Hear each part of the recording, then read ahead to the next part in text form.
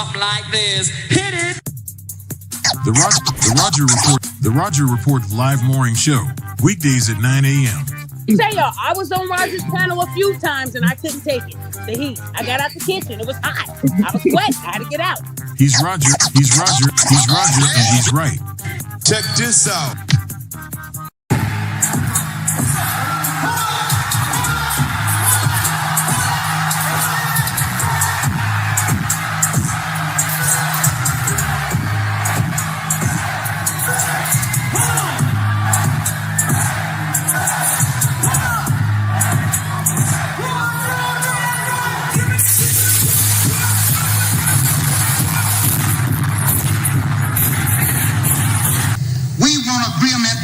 We can live or die. You choose. I have spoken to you a lot of times in hatred and anger, and you have not heard me. Well, you had better hear me today. If you won't listen to me when I make an appeal for the Negroes because you have no concern for the Negroes, listen to me when I make an appeal for America. You claim you love America. Well, we love America.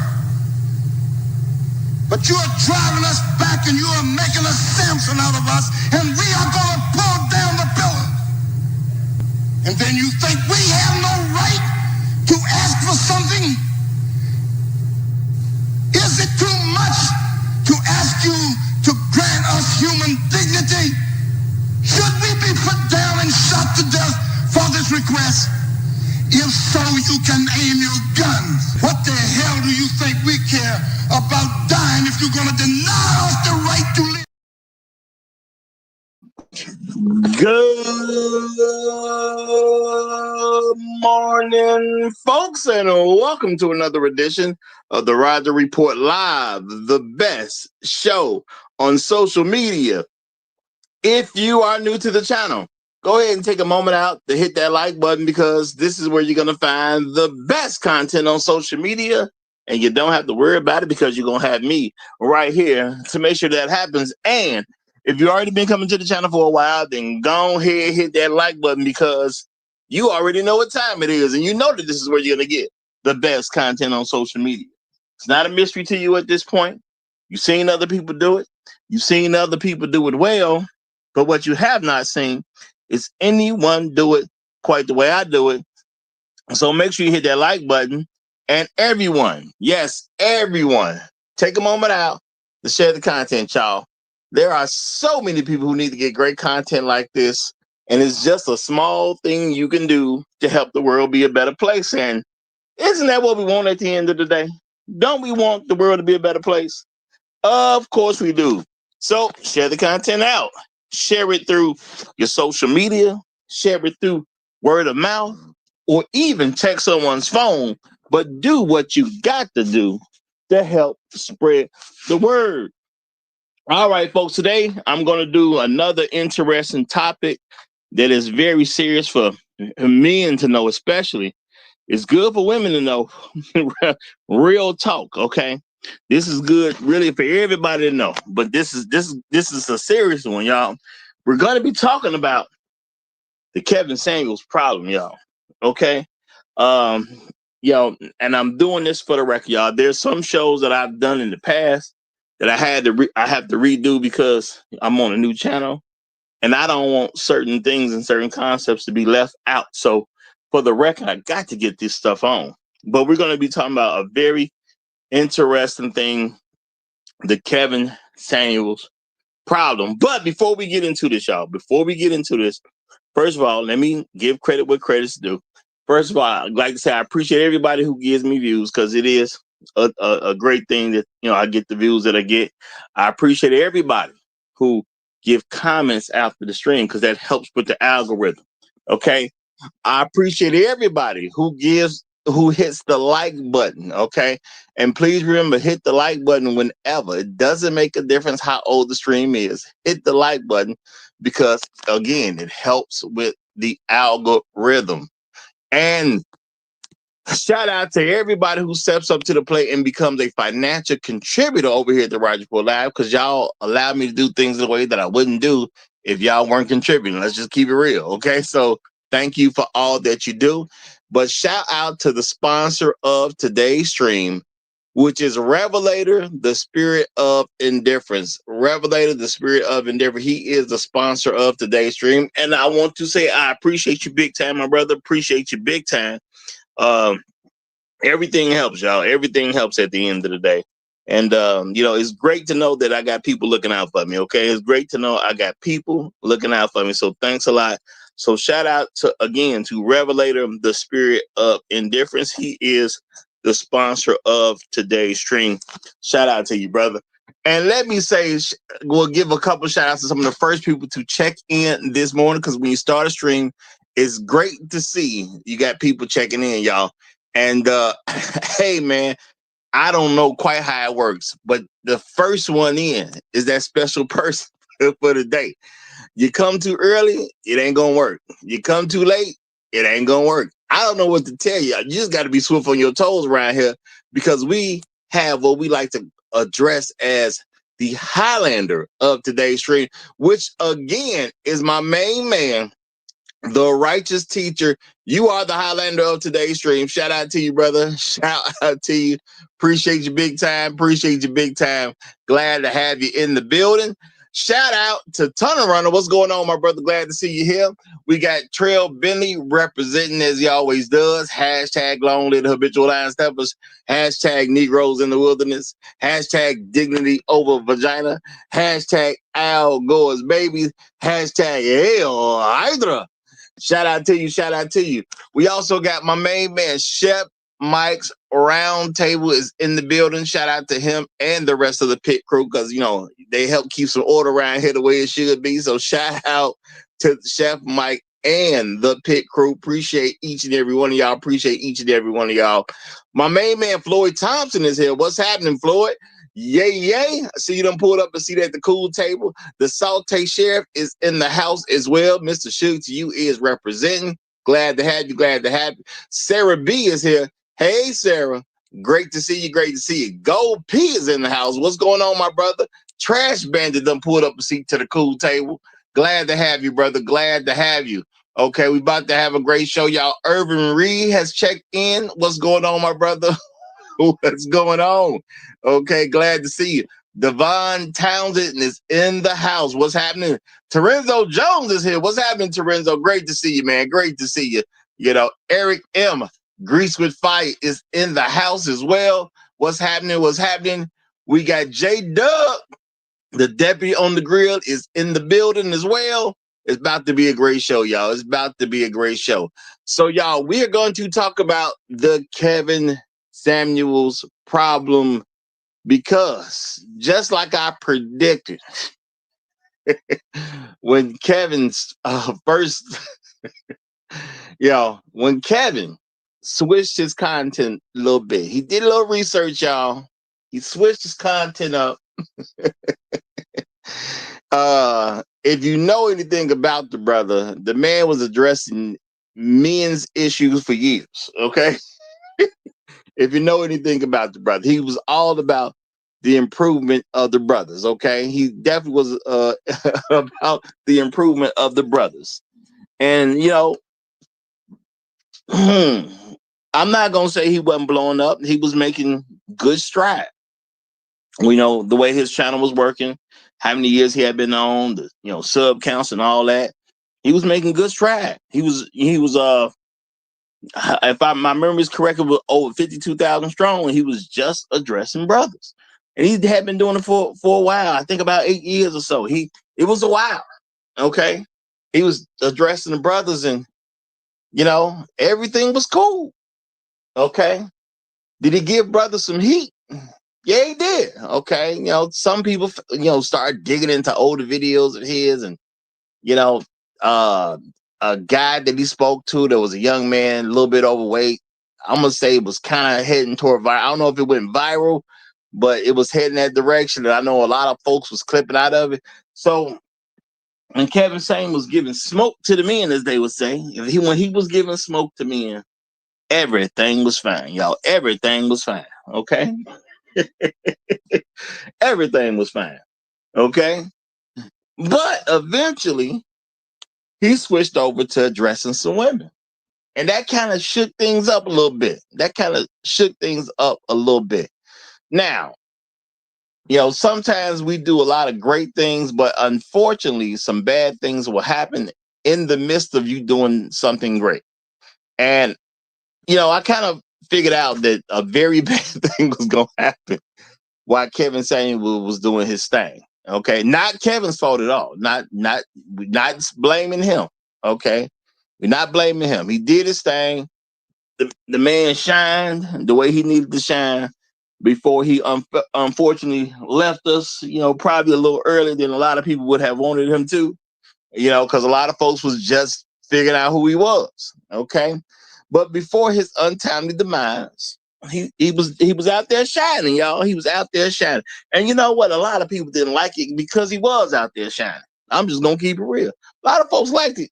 Well, excuse me, they didn't like it because he was out there shining, because he was a black man shining. And you know what? He was doing it without help from major corporations, which is another issue that some folks would have with him. Okay. He seemed to be making it work without the help of major corporations. Yeah, a lot of folks got problems with that. Okay. A lot of folks would have problems with that. You getting money, ain't no major corporation behind you. No, ain't no group of white people that signed off on you. That's a whole different other kind of problem for some folks. Okay. So Kevin was out there getting it, y'all. And before he left us, he was out there getting it. All right. He was out there getting it. Okay. Now, there's a lot of reasons people can be proud of Kevin. Okay. Especially if you knew who he was before he started talking to the women. Okay. Now, over here in the Black manosphere, we knew what time it was. We knew about the man before he blew up. Okay. Before his content changed, a lot of people were already aware of who he was. It was the world started catching awareness once he started talking to the women. Now, I'm going to say that exposes something in itself. That exposes something in itself, at least from an American context. Why did he blow up? Because he was addressing the women instead of blowing up why he was addressing the men. There is a word out there called gynocracy. Might have a little something to do with it. Okay, might have a little something to do with it. So Kevin just did what he did. Okay, it came out like it came out.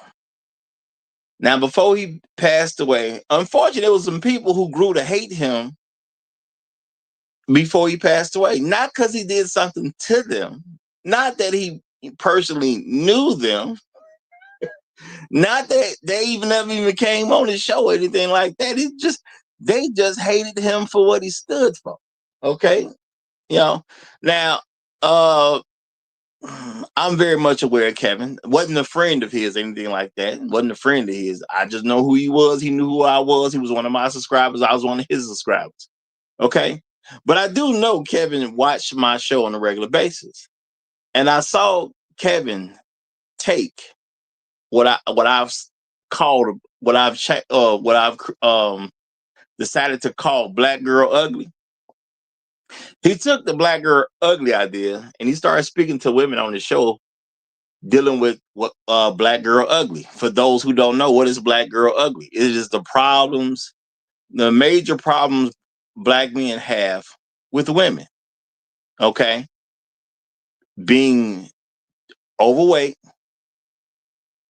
being in debt, having a bad attitude, and too many kids. Okay. Now, I'm not saying Kevin couldn't figure that out on his own. I'm not going to say that at all. Kevin was a grown man. He could figure some of this stuff out on his own.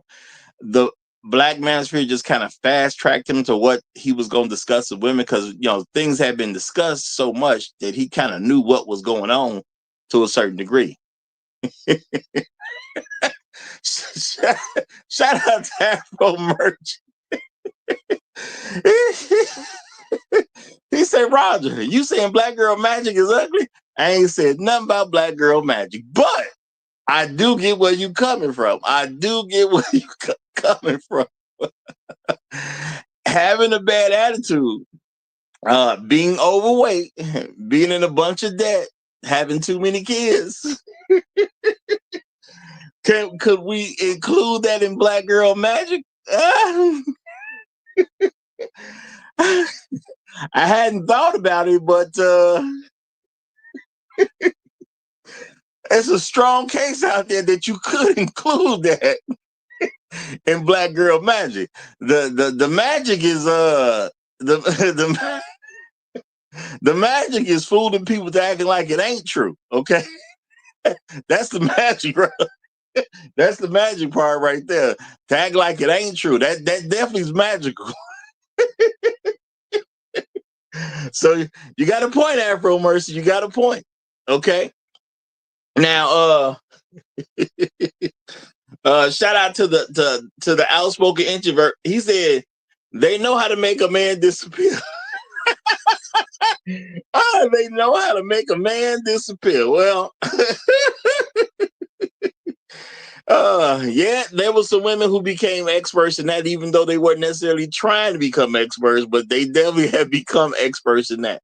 But, and shout out to the sponsor of today's stream, Revelator, the spirit of indifference is in the building. Great to see you again, brother. Great to see you again. So yeah, but that black girl ugly thing that I coined as a name, so people would understand. Hopefully that helps people with what it is, and it helps people remember what it is. Okay. Shout out to Mr. Suge to you. He says, "I'm thankful for the algorithm. It's what led me to the Roger Report Live, and he's from Chicago too. Sold from the get-go." Hey, shout out to you, brother. Appreciate you saying that. I definitely appreciate you saying that. That's real talk. Appreciate you saying that. So, as time went on, Kevin, associating with the Black Manosphere, talking to folks, going on. He went on a few shows and here and that. I know him and BGS rock together pretty well. And some other brothers he rock with. So shout out to him. Shout out to his memory. Shout out to the legacy he left. But it's a lot of folks that got upset with that, because what Kevin did, okay, he took Black Girl Ugly. He was start doing a show where he was addressing women. He was talking about women who want a high value man. And a lot of folks started tuning in because they were interested. Okay. Can't be mad. Well, I guess some people can be mad at it. Technically, people were mad at it. Yeah, I was going to say can't be mad at it, but I guess people found a way to be mad about it. They definitely found a way. So, but Kevin took the Black Girl Ugly thing and he started addressing it to women who wanted, quote unquote, high value men. Okay. They wanted a high value man. Now, he gave 6 components of what a high value man is. It was 6 components that's hard to argue with. Okay. A lot of folks just focus on the money part. And just being for real, a lot of folks just focus on the money part. But he said 6 components of what a high value man is.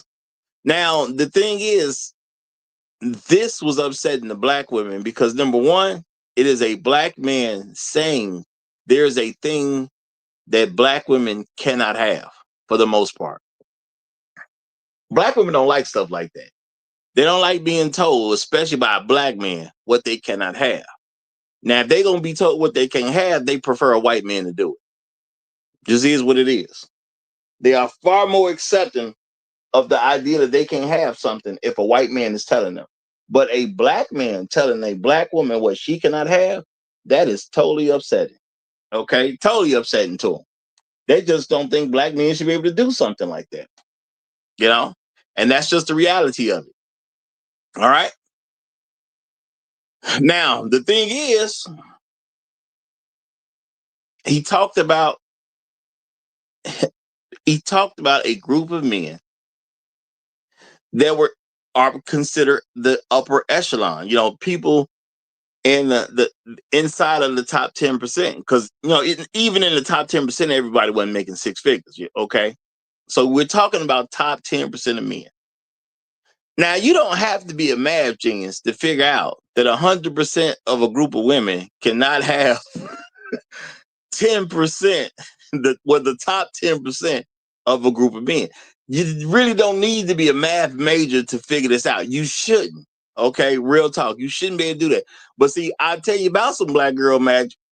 See, in black women's mind, somehow they figured there was enough high value men for all of them. Okay, you talking about less than 10% of black men that, and if you say, well, we could talk about all men, it's still gonna be less than 10% that was making the six figures. Okay, it don't make a difference how you will look at it. So how is 10% of a group of men gonna deal with 100% of a group of women? Okay, so everybody can't have one, especially when folks didn't want to share. It just is what it is, especially when folks didn't want to share. All right. Now, this is the thing. As Kevin started transitioning over into, speaking on the women, I knew he was going to create a problem because, I'm not a dumb guy. Now, Kevin was taking concepts that I was putting out there because I looked into what men want. I'm not saying he didn't either, but I definitely looked into what men want. Okay, I see it on a regular basis, and I know some of y'all wouldn't have seen it because I done lost multiple channels, and I get what the game is. I ain't finna trip about, you know what I'm saying? I ain't finna trip about losing channels, but Kevin was one of my subscribers, so he heard me harp on certain things over and over again, and he took those things and took them to his show. Not saying that he needed me, okay? I think if people learn to pay attention to the things I pay attention to, you're gonna come to the same conclusions. People who are truly paying attention, you're gonna come to the same conclusion. Or when you hear it, you'll understand that what I'm saying makes sense. So what Kevin did was start taking Black Girl Ugly and having discussions with black women about it. He had a show where he started doing a monologue. Then the women would come up and he would actually do Black Girl Ugly with them. And I know some of y'all wouldn't catch it, but when you think about it, what I tell y'all Black Girl Ugly is bad attitude, okay, too many kids, too much debt, and overweight. That is the things that black men have major problems with. Now, the thing is, Kevin Samuels talked about a high value man. So what a lot of people would also miss is that these things that he talked about, this was just basic. Okay, it's very basic. When I started creating the Black Girl Ugly, it was researching the average man. I didn't research men specifically being high value. I was researching just average men in general. I'm not saying some high value men didn't come up in it, but it was just men in general. Now, Kevin Samuels took that, and because I'm not going to even blame him, I understand people be slow about stuff sometimes. We just don't we don't use our minds when we should. We're used to being in cruise control. We don't critically think the way we should. So what Kevin did was he started talking about how high value men don't want Black Girl Ugly. But that was for the basic man. Now, this is the thing. Would the basic man include high value men? Yeah. So yeah, if you're making millions of dollars a year, do you want a fat broad? Probably not. Let's keep it real. Let's keep it real. You probably don't. Now, if you're making hundreds of thousands a year, do you want a fat broad? Probably not. Okay. If you're making tens of thousands per year, do you want a fat broad? Probably not. Okay. Probably not. Okay. So now Kevin started having conversations with women, and he talked about these very basic things.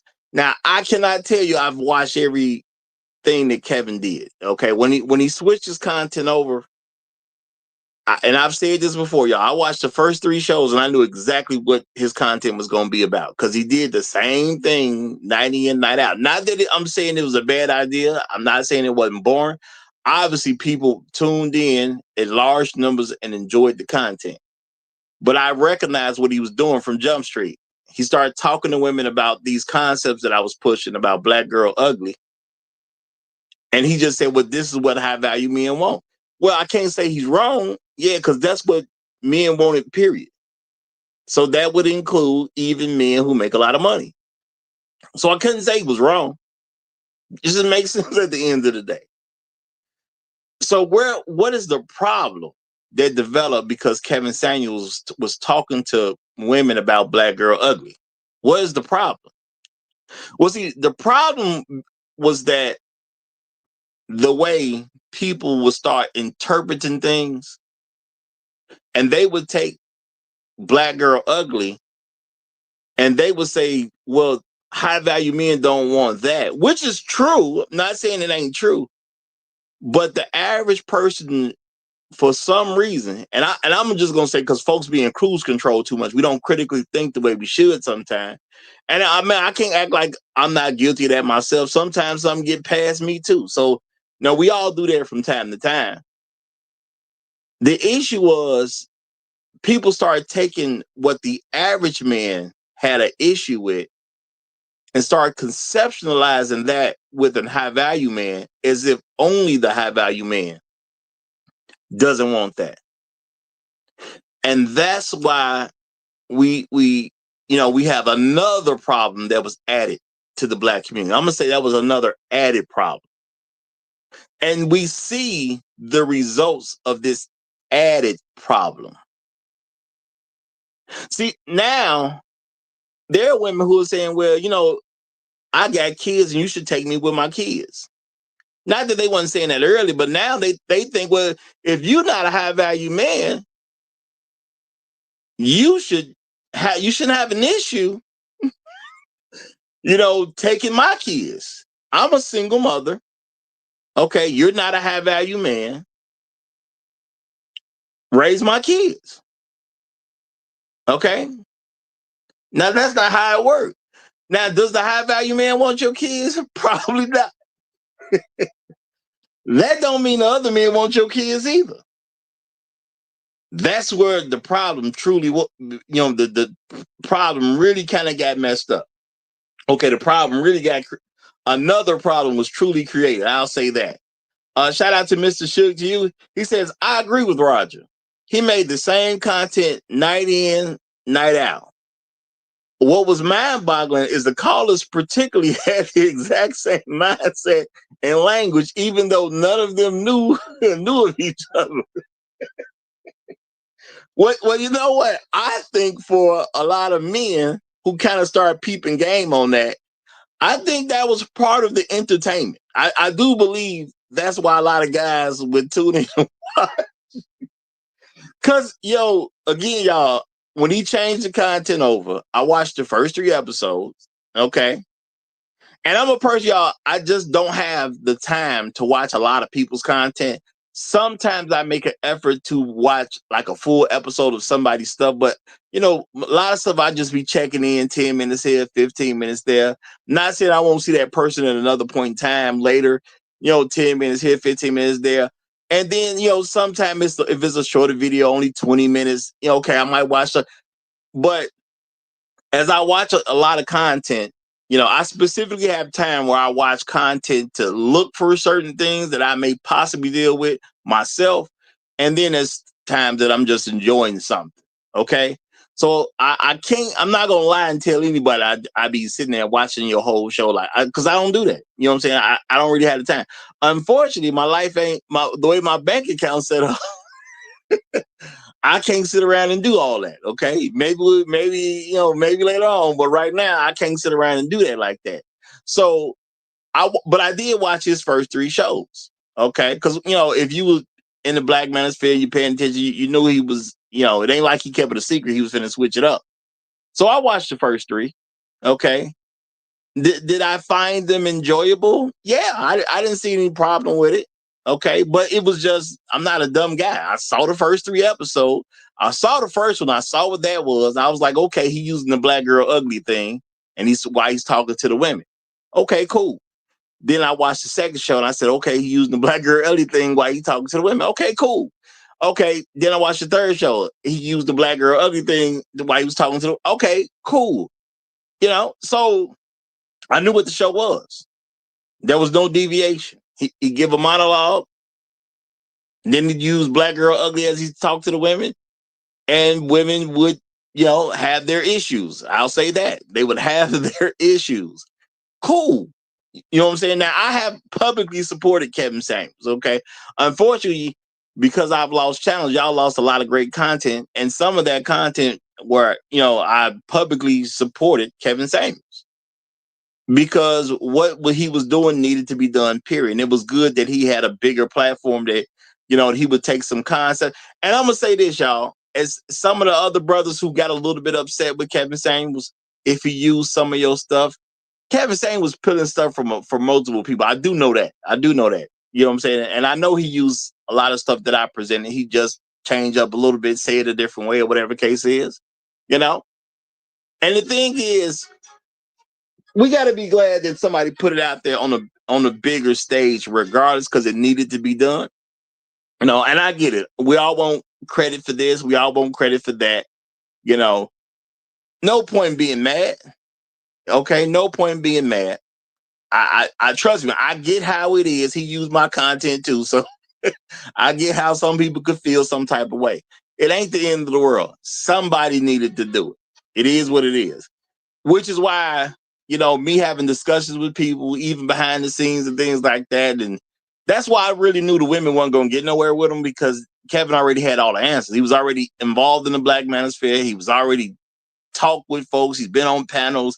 He's listening to people content. So I knew when women started acting crazy on him, the man already had all the answers. He'd been around the Black Manosphere for years at that particular point. So the answers were already there. Okay. What could a woman do?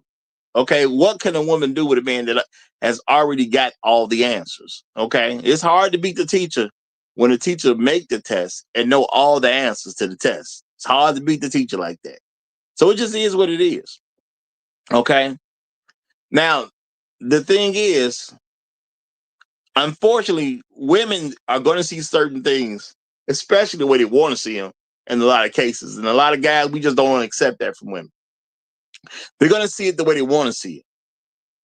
So even when Kevin started talking with women and they started to figure out, at least part of what the black girl ugly thing is, they was like, well, I got to be in denial some kind of way. I get what he's saying makes sense, but I got to be in denial some type of way.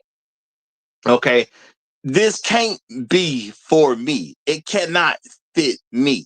I got to find a way to get around what he's saying. Now, of course, you cannot logically get around the truth. Okay, that's just what it is. You can't logically get around it. The truth is what the truth is, And like I said, I did the research. So when he was using black girl ugly with the women, okay, I knew it was correct because I'm the one went out and figured it out. Okay. Okay. I knew he wasn't wrong. I did the research. I put it out there on social media. I know the man heard it. He was one of my subscribers. Okay. And he watched me regularly. So I knew he was right already. I didn't have to figure nothing out. Okay. But to random women, they never heard this stuff before. Okay. They never heard this stuff before. So I knew they was going to run into the same problem on a regular basis. Now, the issue, though, is that the women were so far off that most of them couldn't get past these basic things. Because Now I will check in on what Kevin was doing from time to time. I watch an episode here or there, or maybe not a whole episode, but he started clipping things up where, just him talking to one particular woman on one call. And I started watching some of those from time to time. And, as I watched those from time to time, I could see that nothing has changed. Okay. He's still talking to women about Black Girl Ugly. The 4 basic problems that Black men have with women. There's 4 basic. And I'm going to tell you, this is where the sad part is. This is the sad part. At no point did I ever see anything on his show. Not one time did I ever see anything on his show that I can even remember. I believe it had to happen at some point, but I really can't remember seeing one time that he talked with the woman and the woman didn't come with one of those 4 basic issues. What is Black Girl Ugly, y'all? Bad attitude, overweight, too many kids, too much debt. I never seen one woman who didn't have one of those 4. The women come with one of those 4 or multiples of those 4. She could have all 4. She could have anywhere between 1 and 4, one and the 4. But they all had it. Now the thing is, these are a bunch of women calling up from around the country. Women who do not know each other, women who do not hang out with each other, women who ain't besties. No matter where they came from. Now, you know what? No, I could say the clip that what made them go viral. I'll say this. Not that she didn't have one of the 4 either. Okay. Now he did deal with whether you were ugly or not. He did deal with that. Now, me, I try not to get into women being ugly too much, but he did deal with women being ugly too, because that was one of the things that he went viral with in the beginning.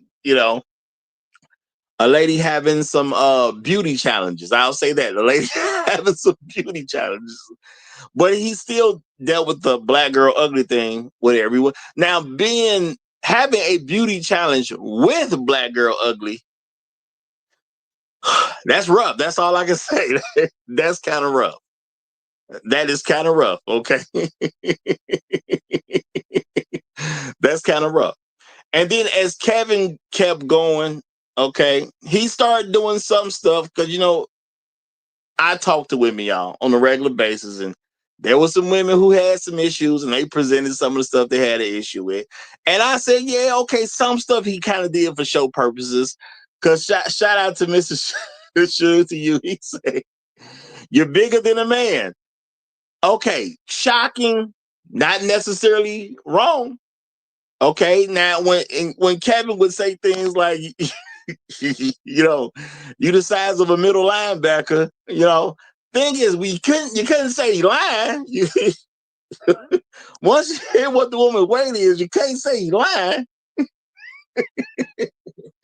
Was it extreme? I'ma say no. Because women would say, well, he's being too extreme. No, he wasn't being too extreme. He was telling the truth. The thing is, you don't like the packaging the truth came in, but I can't argue about the truth in what he said.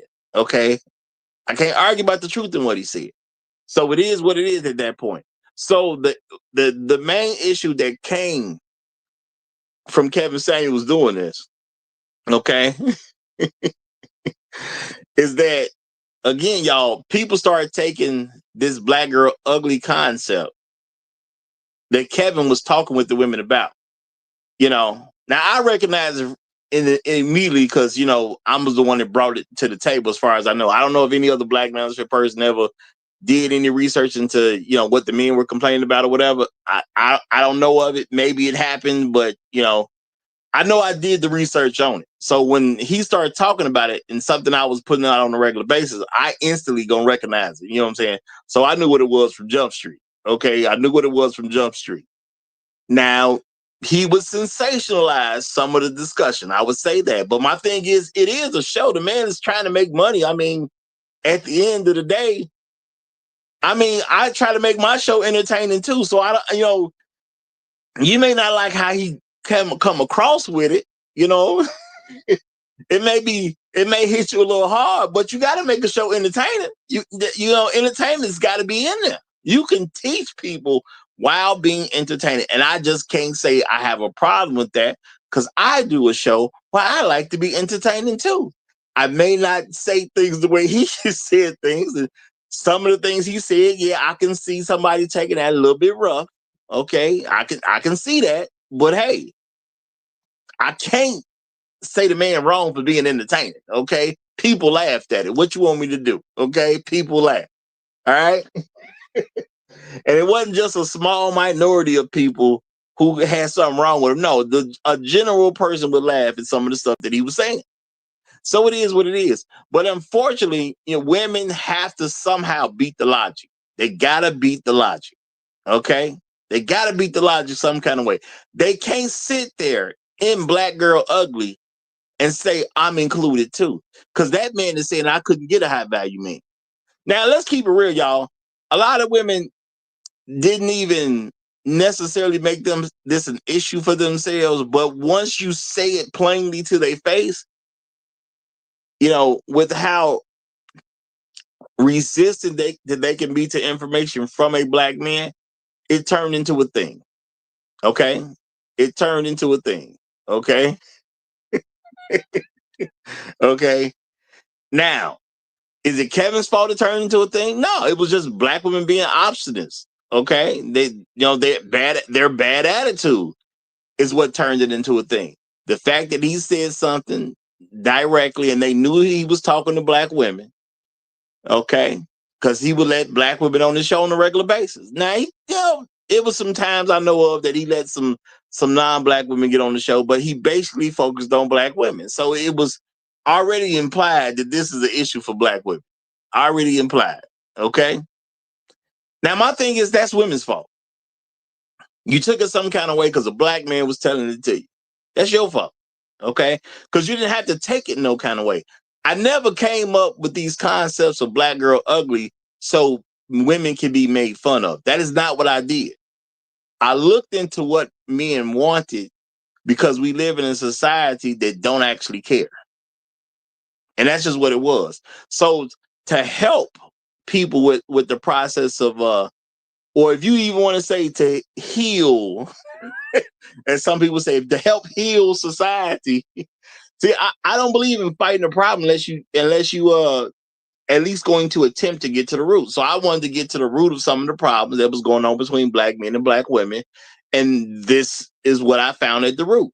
Bad attitude, too much weight, too many kids, too much debt. That was at the root. So he just took what was at the root and made women deal with it. That's not his fault that they took it bad. Again, I did not find that stuff out so women can be made fun of by him or anybody else. That's not what my intention was. My intent was to get to root problems to help us all. That was my intention. I'm going to keep focusing on those problems until those things are changed. Okay, because they're not changed at this particular point. Right now, the average Black woman still has too many kids, a bad attitude, too much weight, and too much debt. Just is what it is. Now, when they change that, we can leave that alone. But now, the thing is, Kevin Samuels presented this as what high value men don't want, and they don't want it either, because the basic guy down the block from you, he don't want it. So what make you is that why would a high value man want it? If Jimmy on the corner don't want it, why would a high value man want it? Okay. Shout out to Chef Mike's Roundtable. He says that is the same reason I make the distinction between children that come from families and baby mama babies. It's a real phenomenon and needs viral attention. Shout out to Chef Mike, because you know what? That's a very real thing. It's a very real thing. Okay. Now, It's again, y'all. I didn't do that. I didn't figure this stuff out so people could make fun of women. Now I found this stuff out to help. Okay, so I can tell women what's wrong with them, so they can fix it if they want to. But see, a lot of people got to remember, it's all about fixing it if you want to. A lot of us have problems, but we fix it when we want to. We had, especially because a normal person does have multiple problems. Some problems you can fix at the same time. Some you got to pick. I got to deal with this one first, then I get to that one later. So we got to fix it if we want to. Now, as Kevin did his thing, women kept getting madder and madder and madder. And my thing is, what did he do wrong? He just had a show that women voluntarily came on. Okay? He didn't go chasing the women down. They voluntarily came on his show because, and I'm going to say to his marketing genius, he used the high value man thing just to keep them coming. That was a great carrot to dangle in front of women. It was a great carrot to dangle in front of women, and it works. It is what it is. Okay?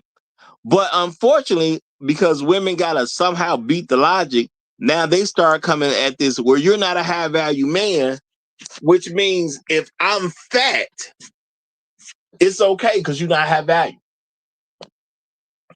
If I got a bunch of kids, it's okay. You're not a high value man. Okay. If they got a bad attitude, okay, well, yeah, I got a bad attitude. You can say that's true about me, but you're not a high value man. So what difference do it make? This is an unfortunate thing because now for some women, because women want to beat logic, they want to beat logic. Okay. What do y'all think the need to be right is? A person who wants to beat logic. You give somebody some logic, they understand exactly what's going on, but they got to beat it. They got to beat it. That's the need to be right, kicking in. Okay. And see, now is that if I can be black girl ugly, but you shouldn't say nothing about it unless you're a high value man. No, these were very basic things for basic men. Now, this is also the issue. Because I could be upset that Kevin did this and women took it away, took it the way they wanted to. But let's keep it real, y'all. If you want a high value man, don't you got to get the basics right first? Don't you got to get the basics right first? So yeah, maybe a high value man wants you if you come with certain things. Maybe he's going to require some certain things that the average man won't necessarily require from his woman. Maybe that'll happen. Maybe the right guy, he wants you to have a college degree. Maybe he does. Okay. But if you can't get the basics right, why would you have discussion about the higher level things? Okay. What's easier to get? A degree from a prestigious school or the right number or a right number on your scale? What's easier to get, y'all? A degree from a prestigious school or the right number on the scale when you step onto it? Okay. Which one easier to get? So now my thing is, I could be mad at Kevin. Like, hey, bro, you got these hoes thinking, thinking you got to be a high value man just to get the basics that everybody want. But how do you talk to women about complex things if they ain't even got the basics down? Now, the show did expose a lot of stuff with women, and it's just up for men to see it. Because truth be told, his show was disrespectful. The women were disrespectful on his show in ways that men haven't even seen yet. Now, y'all did see some of the ways that women were disrespectful. There was some more obvious things. You peep game about that. I ain't saying you didn't. Okay, you peep game about that. But let me tell y'all how disrespectful black women are that a lot of us just didn't even peep. We didn't see it. We just didn't see it. It was there the whole time in your face, but you didn't even see it. Okay? The women would come to his show. Now, again, keep in mind, y'all, I'm not saying I seen every single show the man did because I didn't watch him for entertainment purposes like that. I checked it out in the beginning because I knew, okay, here come the switch over. Let me see what he do when he switches over. And then, like I said, I start watching little pieces here and there from time to time. Normally, maybe like a clip that he did with a woman. And I may go a whole week without watching nothing, but then I watch, okay, here's a clip where one conversation with one woman. And I would watch it. Okay, cool. So I see, okay, he's still on that. He's still on that. You know? But let me tell y'all how disrespectful this thing was. Okay? Again, y'all, I saw the first three. I knew exactly what was going on. He would do a monologue, and then he would take the black girl ugly concept and talk to the women about black girl ugly. Okay? Asking the women what their dress size is, that's dealing with their weight. Okay? That's dealing with their weight. Okay? It wasn't, he wasn't being like slick about it. It was all up front at the end of the day, y'all. It was up front at the end of the day. Okay? Now, the way it was super disrespectful. Now, after the first three shows, it was easy to figure out what it was. Now, I recognize my own influence immediately. And I would get that maybe other people wouldn't recognize the black girl ugly problem right from Jump Street like I did, because I did it, so I knew what it was. I knew he was a subscriber to me. I know he watched me on my show, and then I used to go to the Breakdown of Women's Perspective regular. He would watch me over there. Okay, and I've been a couple other places, and he'd be in the audience here and there, certain places I go. Cool. Not a problem. So I knew he was paying attention to the concepts. So now other people watch it. Now maybe you don't see it right away, but how long does it take for you to figure out what he gonna ask these women? How long does it take? Do you need 30 episodes? A month of episodes? Did you need 60? Did you need 100? How many different times did he have to address women? Okay. Okay. How many times did he have to address the women with the same things before you can figure out what was going to happen when you go to his show? Okay. How many times? Okay. Shout out to Emery 72. He said, Roger, my boss recently started using my ideas at my job. Hey, man. Look, I put the ideas out there for people to use. So I don't trip about people using the ideas. I'm not tripping about that. I put them out there so men could use it. I didn't expect him to use it the way he did, but I did put it out there for men to use, and you put it out there for women to use. So I ain't mad at him. But I know the story. It just is what it is. And I'm not gonna be fake about something, and lie about stuff just to kind of get people. I don't get into all that. So I'm just telling y'all how it went, and I'm just saying how I could recognize it easier than somebody else. I rock with you still. I know you rock with me, but I mean, this is just what happened. So, but my thing is, of course, I'm going to recognize it right away.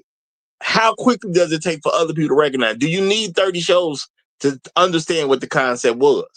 Did you need 100 shows to understand what the concept was? How many times did you have to see him talk to somebody before you knew when you sit down and watch a show? The callers, he going to get to the callers that, that want to get in on the show. You knew what he was going to ask about. Okay? You knew what was coming. You knew he was going to ask you about your height. You knew he was going to ask you about your weight. Okay? You knew he was going to say, what's your dress size? Like it wasn't no mystery. He wasn't hiding nothing. He wasn't hiding anything. Okay. So now they kept coming. And you know what? If black women had sense, as they say, y'all, and I'm using it, y'all know what they say. If people had sense, I'm using it like that right now. If black women had sense, if they had sense, y'all know what would have happened with the show? The women who were overweight would have stopped coming. They would have said, you know what? Let me get my weight down first before I go to his show. The women with bad attitudes would have learned to control their attitude so it wouldn't come out during the show. You ain't got to get through life with it. You're going to go on the dude's show. All you got to do is act right for 30, 40 minutes at a time. You know, when he did something that was kind of long, maybe it went like 40 minutes or so. He wasn't talking to the women for 3 hours, you know. You know, all you got to do is act right for a good 30 minutes and you be okay. You would be okay. But they couldn't check their own attitudes to get through 30 minutes. Okay. Again, you could just lose your weight, then come to the show. Okay. Or at least be able to say, well, yeah, I've been watching your show for 2 months. Now I go to the gym regularly. Maybe you ain't at a good weight yet. As a woman, maybe you're not at a good weight yet. Maybe you was 250 when you seen the show, but now you can say, well, yeah, I've been watching you for the last 2 months, and now I look, I'm just be truthful, okay? I'm gonna be true. I'm 220 right now. And I know that's too big, but a couple of months ago, I started going to the gym. I was at 250. I'm down to 220. See, now you got something good to report. Still kind of a little early, but at least you headed in that direction. All right. Now, the women with children, they could have gave their children to the fathers. Okay, because I've been saying for a long time, women should just give children to their fathers. And he took that concept to his show, which I believe is the right thing to do because children belong to their fathers. And I know some of y'all don't get it, but it's a biblical concept. That's why I introduced that concept. It is a biblical concept. As a person who believes in the Bible, that is literally the significance of Jesus Christ. Okay? Jesus could die for other people's sin because his only father is God himself. He came out of Mary, but he was not born in sin. So from a biblical perspective, children belong to their fathers. That's why I push children should simply go to their fathers. I'm not saying a woman can't help raise some children, but children should be raised by their father. You know, and if you believe like I believe, and I'm not saying everybody has to be a believer, but this wasn't no super technical thing I came up with. This is why I started saying children should go to their fathers. He started saying the same thing to the women. Well, you complain about the kid, why don't you just give them to their daddy then? Because I caught him saying it multiple times, so I know he was saying it. This, and I'm not saying this was even Roger's idea. This is what Roger understood when it comes to the Bible. Jesus was able to die for other people's sins because children belong to their fathers. Mary, he did come through Mary. Okay, he did come through Mary, but he was not born in sin, which told me what? Children belong to their fathers. Okay, just is what it is. So that's why I say, well, you know, baby mama's talking about baby daddy's doing this or not doing that. Go give them to their daddy then. And I saw him start telling women who had kids, well, why don't you just give them to their daddy? Or the other concept, why don't you wait till them kids are grown and gone and then get back on the date market? Why don't you do that? Okay? Why don't you do that? Wait till the kids grown and gone. which I think was a great idea. Okay, that's a great idea. And when your kid's grown and gone, you can get back out there and see what it do. Now, my thing is, you need to be looking for a man that's divorced at that particular time. You know, you don't get to be the first wife like that. Not realistically. Okay. But see, the issue is, as he presented these concepts, you got women who start taking the very basic stuff that men have issues with. The very basic stuff men have issues with, and start trying to attach that to high value men. Well, you're not a high value man, so I don't need to be, my weight don't need to be together for you. No. That's what any man wants. So that's what include high value men. But that's what any man wants. Ain't no bunch of brothers nowhere sitting around talking about how they want fat women. That ain't happening. Okay. Is there chubby chasers out there, y'all? Are there some chubby chasers out there? Yeah. If you look long enough, if you go at it strong enough, eventually you can find a guy with no legs. Okay. I tell folks all the time, you say something ridiculous. Hey, I can find you a guy with no legs. All right. Now it may take me a while. And people might say, well, how you gonna find a guy with no legs? Man, I'm gonna go to hospitals. Somebody could have had their legs chopped off due to an injury. I'm gonna go to where the veterans at. Somebody could have stepped on a mine during the war, got their legs blown off, didn't die, just got their legs blown off. Somebody could have been in a terrible accident. You know, I could find a guy with no legs. Okay. Now I wouldn't just walk down the street hoping to walk into him, but I could find you a guy with no legs. I can. Okay. I can. Okay. But that's an exception to the rule. So now a lot of women, they want to argue about the exceptions. And you seem to come out on this show too. Anytime you see men talking to women, you usually gonna see this type of stuff come out. You know, and my thing is, all kinds of stuff is possible. I can find you a guy with no legs. It's just gonna take some effort. You know.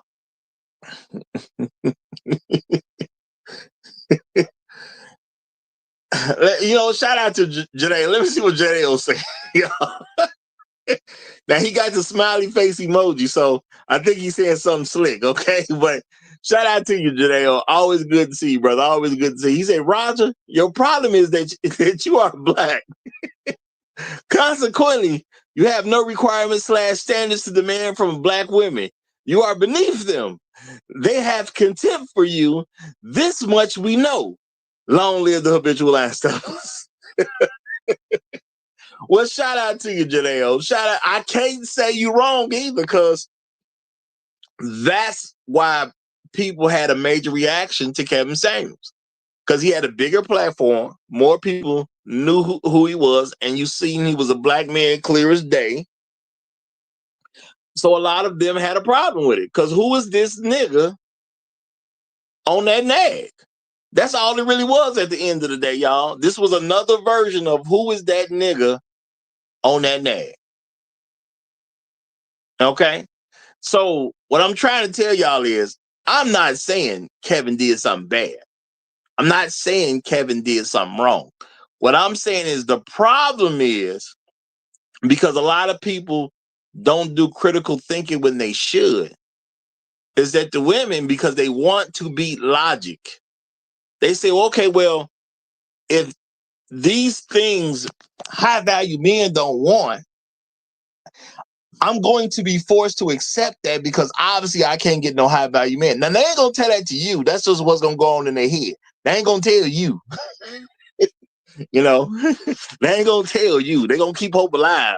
So they ain't going to tell you. But they're going to come to a conclusion. You know what? I'm not going to get no high value man. I don't have what it takes. So what I'm going to do is take these bad things about me, I'm going to push them on some other man who's not high value. And I'm going to now tell him he needs to accept it, because he's not a high value man, even though the things that were discussed were very basic things. Okay?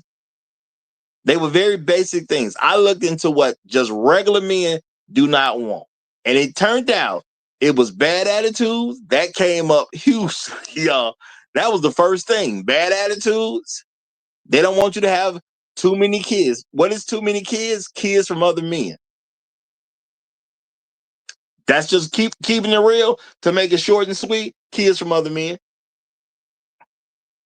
None of us was in the 6th grade talking about when we grow up, we're going to get us a girl with 3 kids. None of us did that. We didn't have those conversations in 8th grade. None of us was freshmen in high school talking about, I can't wait to graduate. I'm going to get me a single mother. Okay.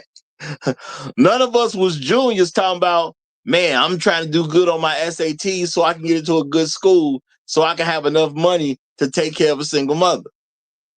That was not a conversation brothers were having. Okay? Now, too much debt. That's a very real thing. I looked into what men were saying they had issues with. You know, women were making certain moves financially. Women were getting into a lot of trouble financially. And women were dependent upon men to bail them out of their financial situation. And you've seen that come out on the show. So again, y'all, he was really just, I ain't gonna say he was just dealing with Black Girl Ugly. I know it was a regular thing on his show. The sad part is I can't even remember when he did something that wasn't about Black Girl Ugly. I don't remember him talking to a woman on like a more complex subject because she didn't have a bad attitude. She wasn't overweight. She didn't have too many kids. And she wasn't in a bunch of debt. I can't remember seeing that, y'all. You know what? In the chat, do me one favor, chat. Do me one favor. If it's easy enough for you to grab your phone or your computer, if you remember him discussing with a woman about something that does not fall into Black Girl Ugly, please press number 2. Number 2. Okay. Now, if you remember him talking to women, and every time you seen him talk to women, it fell into something with her being overweight, her having a bad attitude, her having a bunch of debt, or her having too many kids, then press 1. Okay, if it's easy enough for you. If that's all you heard him talking about, press that 1. Now, if you honestly heard him discussing with a woman about something more complex than these issues, go ahead and press a 2. Okay? Because I didn't watch him like that. I've never seen all his episodes. And I would hope that he did have to discuss something with some other woman that didn't include Black Girl Ugly. Okay? Did he talk to one woman that showed up without a bad attitude, without being overweight, without having too many kids, and without having a bunch of debt? Okay? Okay? Did he talk to any? Now I see 1 2. 414 Money said that he said 2. Well, he said 2 wrong. If that's a joke, I don't understand the. Or are you trying to say it was a Asian woman or something? Is that what you're trying to say, 414 Money? Because he put 2 wrong. What does that mean? Okay, what does that mean? Okay. Emerald 72 said Roger's playing with fire. Brother, I've been playing with fire ever since I started the first channel. Okay. Y'all, I'm sad that y'all don't get to see all those episodes I've done on the previous channels. Because I've definitely put some fire out there. And then I've had some panelists that put out a lot of great fire too. So I'm sorry y'all can't just go back and see all of it. But I'm just telling y'all what's real. Okay? I feel sad for y'all that y'all didn't get to enjoy all that content. But, you know, I'm a human being, y'all. I know I'm not all seeing. And I'm gonna tell you, this is the sad part for me. And like I said, this is the most disrespectful part that a lot of people didn't even peep. They knew they had Black Girl Ugly. They knew it was going to be one of their main issues, but they kept coming anyway. Y'all think about this for a second. How disrespectful you got to be to know the man going to address you about being overweight, having a bad attitude, owing a bunch of money to folks, and having a bunch of kids. You knew it was coming. It's not like it was a mystery. He didn't hide any of this stuff. But you came to the show anyway. That has to be one of the most disrespectful parts about that show. Okay. Now I know a lot of y'all have seen and talked about or whatever, how the women quote unquote danced on his grave. I don't know if that was anywhere close to the fact that you had the women who kept showing up with Black Girl Ugly with no attempts to do anything. No attempts to do anything about it, y'all. Now, realistically, y'all saw more of it than me. Okay, I'm gonna keep it real. Y'all probably saw more of it than I did, because I know a lot of y'all watched it for the entertainment purposes. Okay, y'all saw that stuff that wasn't necessarily intentionally funny. You see a man discussing stuff with a woman, funny stuff gonna come out. You know, I didn't talk to some women on my channels previously, and funny stuff just comes out. Funny stuff has a way of showing up. Okay, it has a way of showing up. So I know a lot of y'all watch for entertainment purposes, and I ain't mad at you, okay? But at the end of the day, did you see women coming to the show saying, well, I'm working on this right now, and actually be for real? Because I know women got this whole thing about they always talk about they working on themselves, okay? You know, that does happen. You know, women always talk about they working on themselves. But did you see any woman seriously show up who was actually putting some work in to get rid of Black Girl Ugly? Did any woman show up and say, well, you know what? I actually gave my kids to the child's father so I can be out here single for real? Did any of them do that? Did any of them do that? I never seen no trace of any of them doing that. I'm not saying I saw what y'all saw. I just never saw it. But see, this is the unfortunate part, though. Women start taking these concepts and trying to push them on men and say, well, since you a regular nigga, you need to take me with my Black Girl Ugly. And you know what? There's a sadder part that other men start doing the same thing. And I know some of y'all want to think, well, these men just dumb, they blue pill. No, y'all.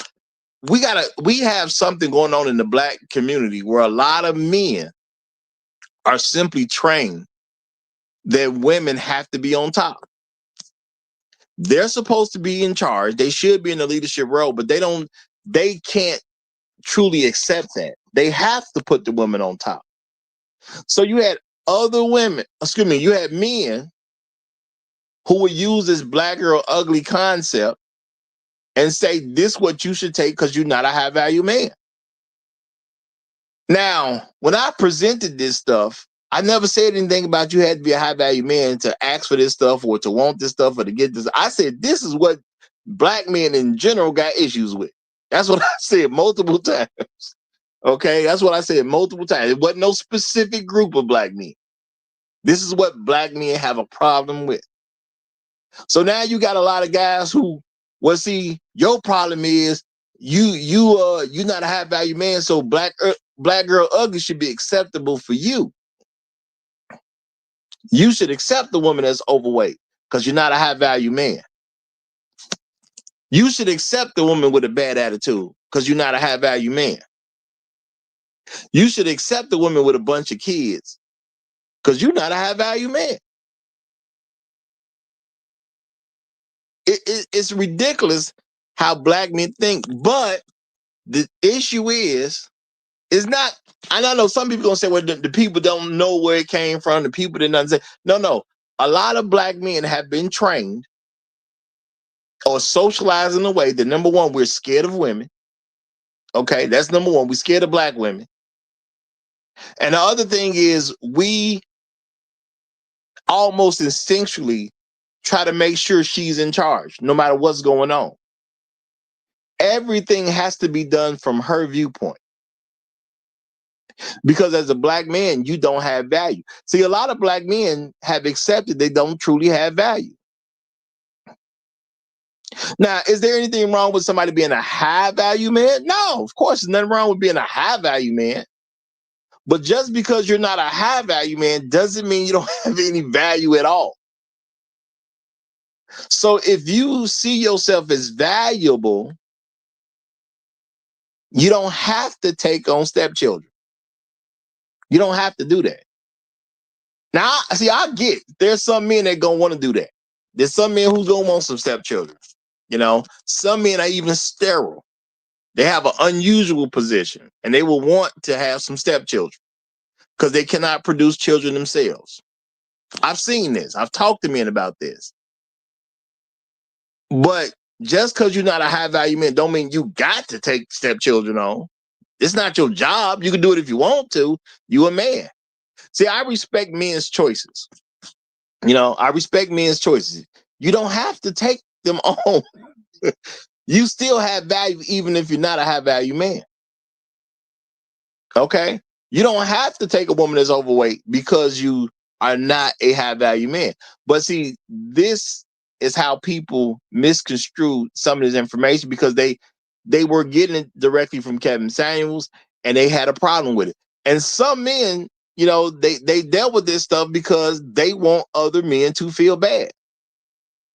You know, white supremacy is a thing that's been going on in this country. And I've said it time and time again, if you were raised in this country, okay, you born here, you raised here, you know, you gonna get all type of white supremacy concepts when you were a child. It's not like they don't give it to black people too. So as a black person, it's your job to get rid of it. Once you're 18 and over, it's your job to get rid of your white supremacist thinking and your white supremacist training. But even a men who were trained in white supremacy would take these four concepts and say, well, you regular niggas, you need to take this woman even though she fat. But it was the regular men that said they don't want the fat women though. Well, I heard Kevin Samuels say, and he said this is what high value men don't want. Why you think a high value man don't want it, but a regular man does? Like it's an extremely stupid concept. Truth be told, the average man just ain't a chubby chaser. It just is what it is. Like it's so stupid. But yes, black men have been trained in white supremacy too. It's your job to get rid of it though. Okay. It's your job to get rid of it. Now, I'm gonna say what should have happened. Okay. What should have happened is Kevin Samuels should have been on his show. He should have took that black girl ugly concept, talked with some women about it for, I'm gonna say a period of time. I give it, you know, maybe the first 2 months before women really start to let it sink in that if you have a bad attitude, if you overweight, if you got a bunch of debt, or what was the one I didn't say? Bad attitude, overweight, bunch of kids. You know, it should have kind of started to change. Because the women with those issues should have stopped showing up. And then women who didn't have those issues should have started showing up. I'd say in about 2 months that should have happened, but it never did. Because that just shows where black women are, y'all. That's the thing. Now, whether we want to accept this or not, it shows where black women are. The collective. It never stopped. To the day that man died, it never stopped. The ones who were overweight, the ones with the bad attitude, the ones with a bunch of kids, and the ones with a bunch of debt kept showing up. Now, personally, I would have liked to have seen Kevin talk to some women about some more complex issues. Personally, I would have appreciated that. I never saw it. Now, I hope in all them episodes that he did, and the fact that he dealt with multiple women on an episode, I would hope that at some point in time, that he did have a conversation with a woman about something that did not include Black Girl Ugly. Do I believe it happened? No, not necessarily. I don't necessarily believe it happened. Okay. I hope I'm wrong, though. I hope I'm wrong, because it is a sad commentary about black women if it never actually happened. Now, shout out to Terenzo Jones, y'all. Terenzo Jones at the start of the show, he put $5 in the Cash App. Thank you very much for that. He said shrooms, tea, and Friday herb so Sarah B won't fight. Sarah B, what? You said something to Terenzo the other day. I mean, I don't know what's going on between what's going on with all the fighting and whatnot. And he got shrooms for the tea to get you. You been a little ruckus down there. Terenzo just got back too. I just seen you the other day, Terenzo. Hey, shout out to all the people who actually would follow me from one of the other channels and came over to this. Shout out to all y'all, because I know y'all really rock with me. If y'all don't follow me from channel to channel, I know y'all really rock with me. So I do appreciate that. I do appreciate that. Real talk. Now, Sarah, don't act innocent now. Don't act innocent. if you Terenzo down there fighting, it is what it is. Okay. Hey, equal rights and equal love over the internet, right?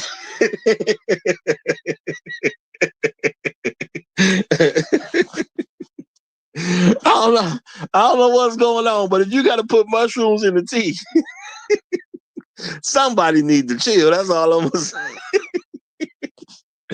Oh. But hey, have at it, y'all. Have at it. Okay, have at it. And I'm just saying, Terenzo just got back.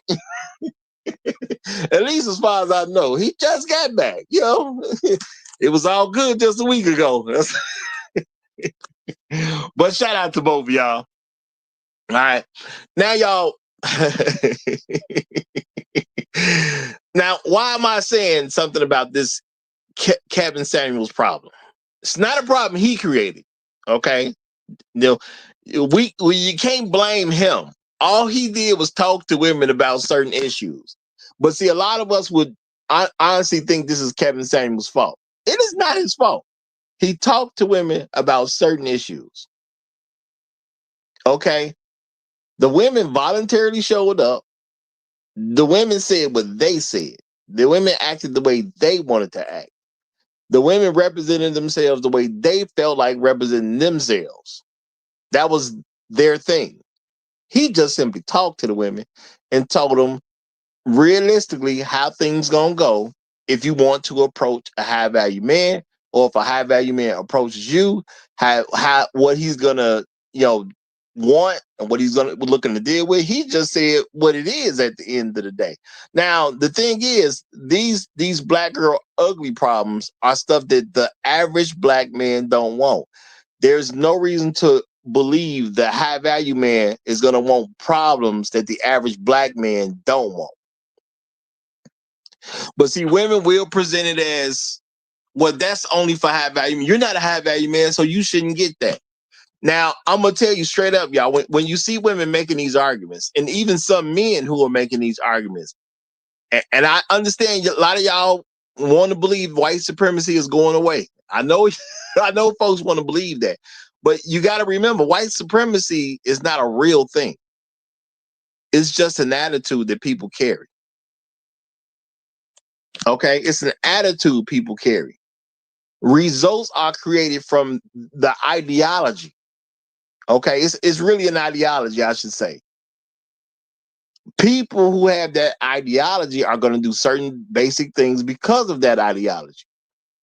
So if you are a white supremacist, you do believe black men are lesser than other people. You do believe that.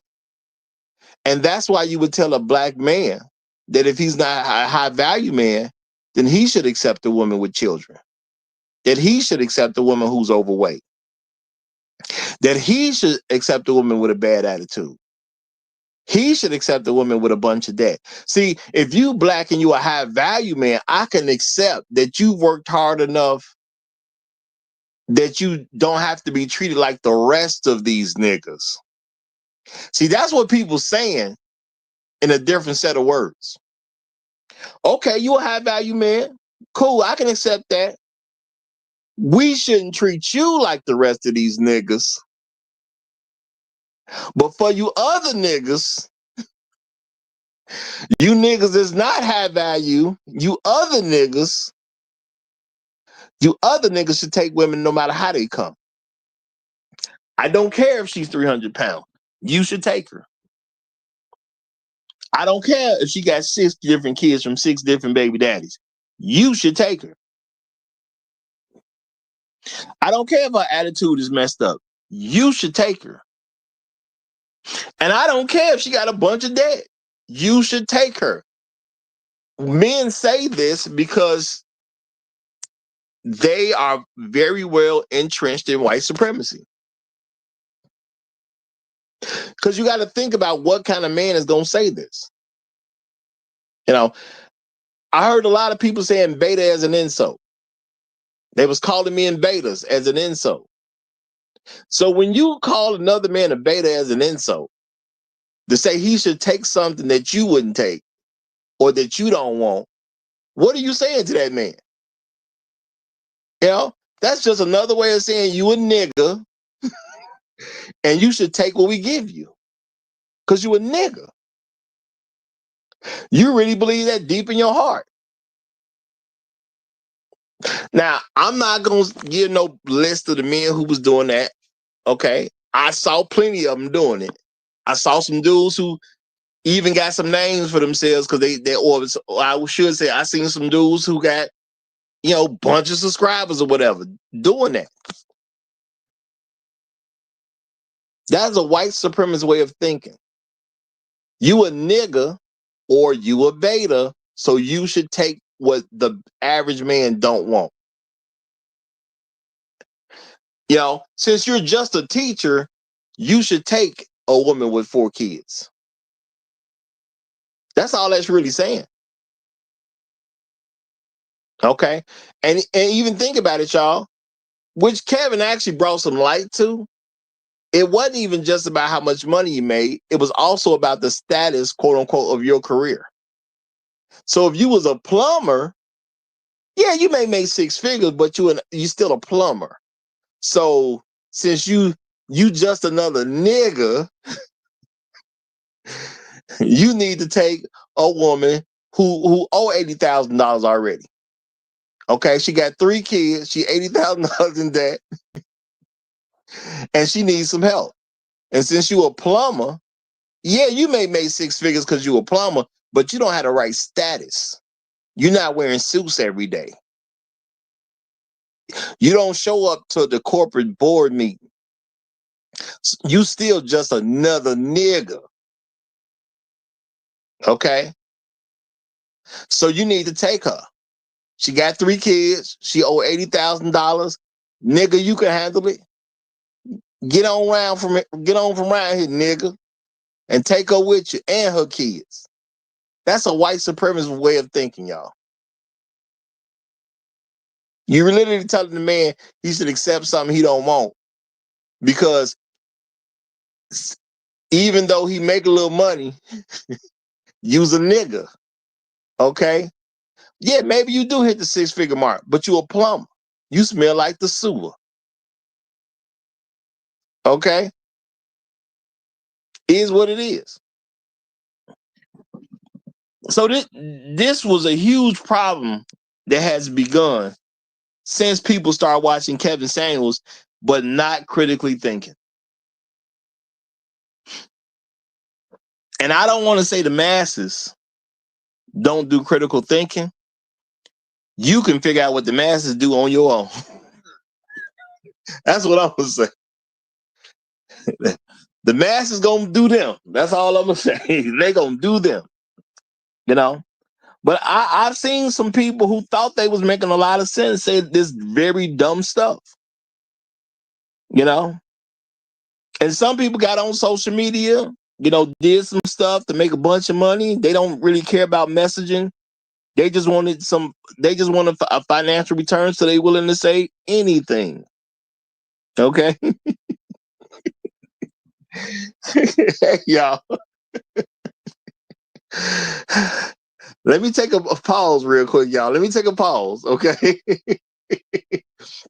Let me say shout out to Sarah B, okay? Sarah B don't play, y'all. Okay, y'all. Sarah B don't play, okay? Sarah B that hit me with $20 on the cash app. Thank you, Sarah. So she meant it, y'all. She hit $20 on the cash app. She say Terenzo gonna catch these hands tax.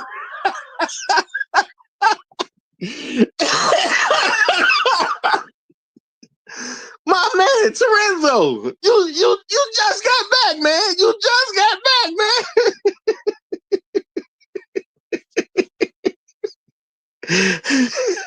You just got back, man. I don't know what's happening, man. You just got back, man. She put $20 on this, man. She said Terenzo gonna catch these hands tax, y'all. Shout out to Sarah B. Now I'm gonna say her throwing the $20 on that. That means she mean it, y'all. She mean it, okay? Terenzo say I'm gonna hold the line, fellas. I don't know what line you holding right now, but all I'm gonna say is you better watch your six, brother. You better watch your six. I think she mean it. I think Sarah mean it. Real talk. Y'all be careful out there.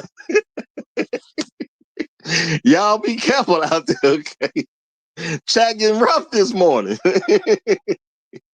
Y'all be careful. Oh. All right. All right. Shout out to Randall Robinson. He said she trying to Clarissa Shield someone. Oh, I'm just saying, Terenzo better step lightly. He just got back. That wasn't a week ago, man. I don't know. Maybe there's some old beef.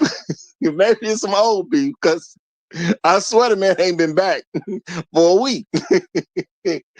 Y'all be safe down there. Y'all be safe. But see, this is the thing, y'all. Kevin Samuels did what he did. Wait a minute. Shout out to Roastmaster Wayne. He say, Terenzo cat out in my place till that gyno storm passes by.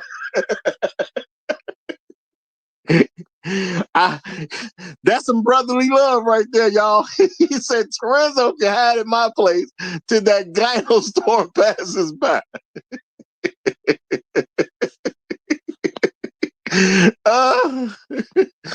Boy, I tell you, boy, and Terenzo's confirmed. He said not even a week yet. Right. I'm telling you, it was all good just a week ago. I don't know what's happening, man. I don't know what's happening. But let me get back to it, y'all. Let me get back to it. All right. So Kevin Samuels did what he did. He talked to women. He told them what the play was. Again, he wasn't hiding it. He was letting people know out through the door.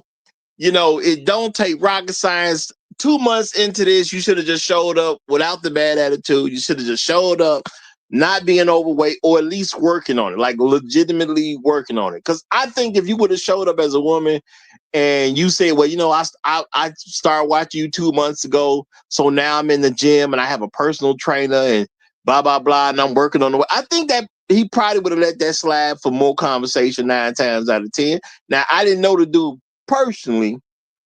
I didn't really talk to him, whatever, so I'm just guessing based on what I can tell about him. I think he'd have let a conversation rock if you said you was actually working on it.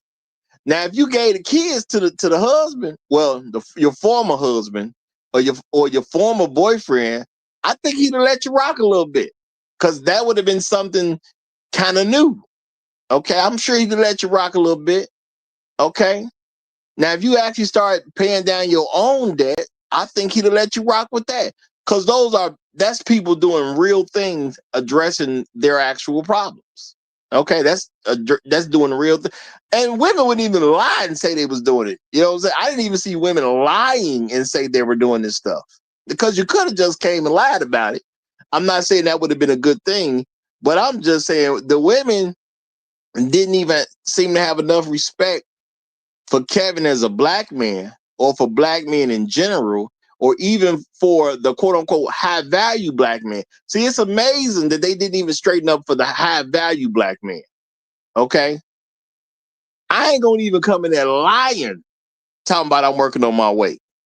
I'm not gonna even come in here lying, trying to say I'm getting rid of my children.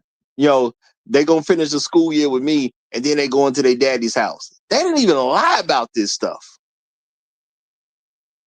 Now, if you ain't gonna even come in lying, not that lying is good, and I'm not promoting that women lie, but if you gonna keep showing up and you not working on this stuff, and anybody who's saying they working on their attitude, if you can't show a good face for 30, 40 minutes, because he talked to people a lot less time. There was women he talked to maybe around 15 minutes, maybe around 20 minutes, whatever. I've seen him have some longer conversations with women. Maybe you get 40 minutes. You can't keep it together for 40 minutes. 40 minutes.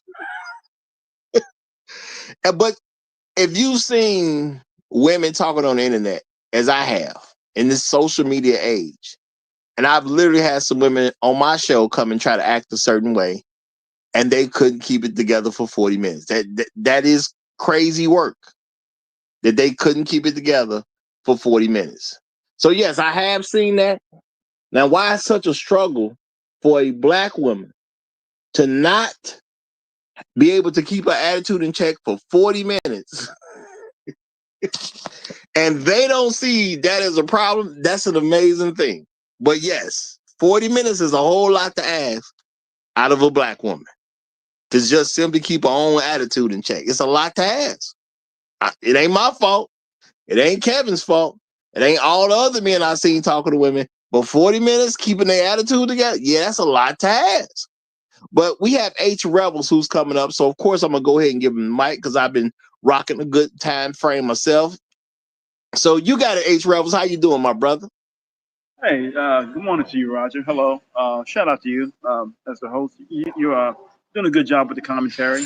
I've been listening, hitting the gym, but I've been listening in the background and been hearing what you're talking about. And by the way, 40 minutes is nothing. 40 minutes is nothing. Do it for 40 days. I mean, keep a good attitude for 40 weeks. Try to do it for, a few years. Let's see how you handle that. I mean, but 40 minutes, that's nothing. You telling me you can't get through 40 minutes? You can do that in your sleep, right? I'm saying should be able to. Should. Yeah, that's the easiest. One of the easiest things you could do is just hold your some people call it holding frame, but hold your disposition for 40 minutes and just behave yourself. It ain't that hard to do. But at any rate, I actually get the point what it is you're talking about. I've been paying attention, and essentially the through line. Oh, let me say real. I'm sorry. I got to. Oh no, we good. I thought I saw something that was important.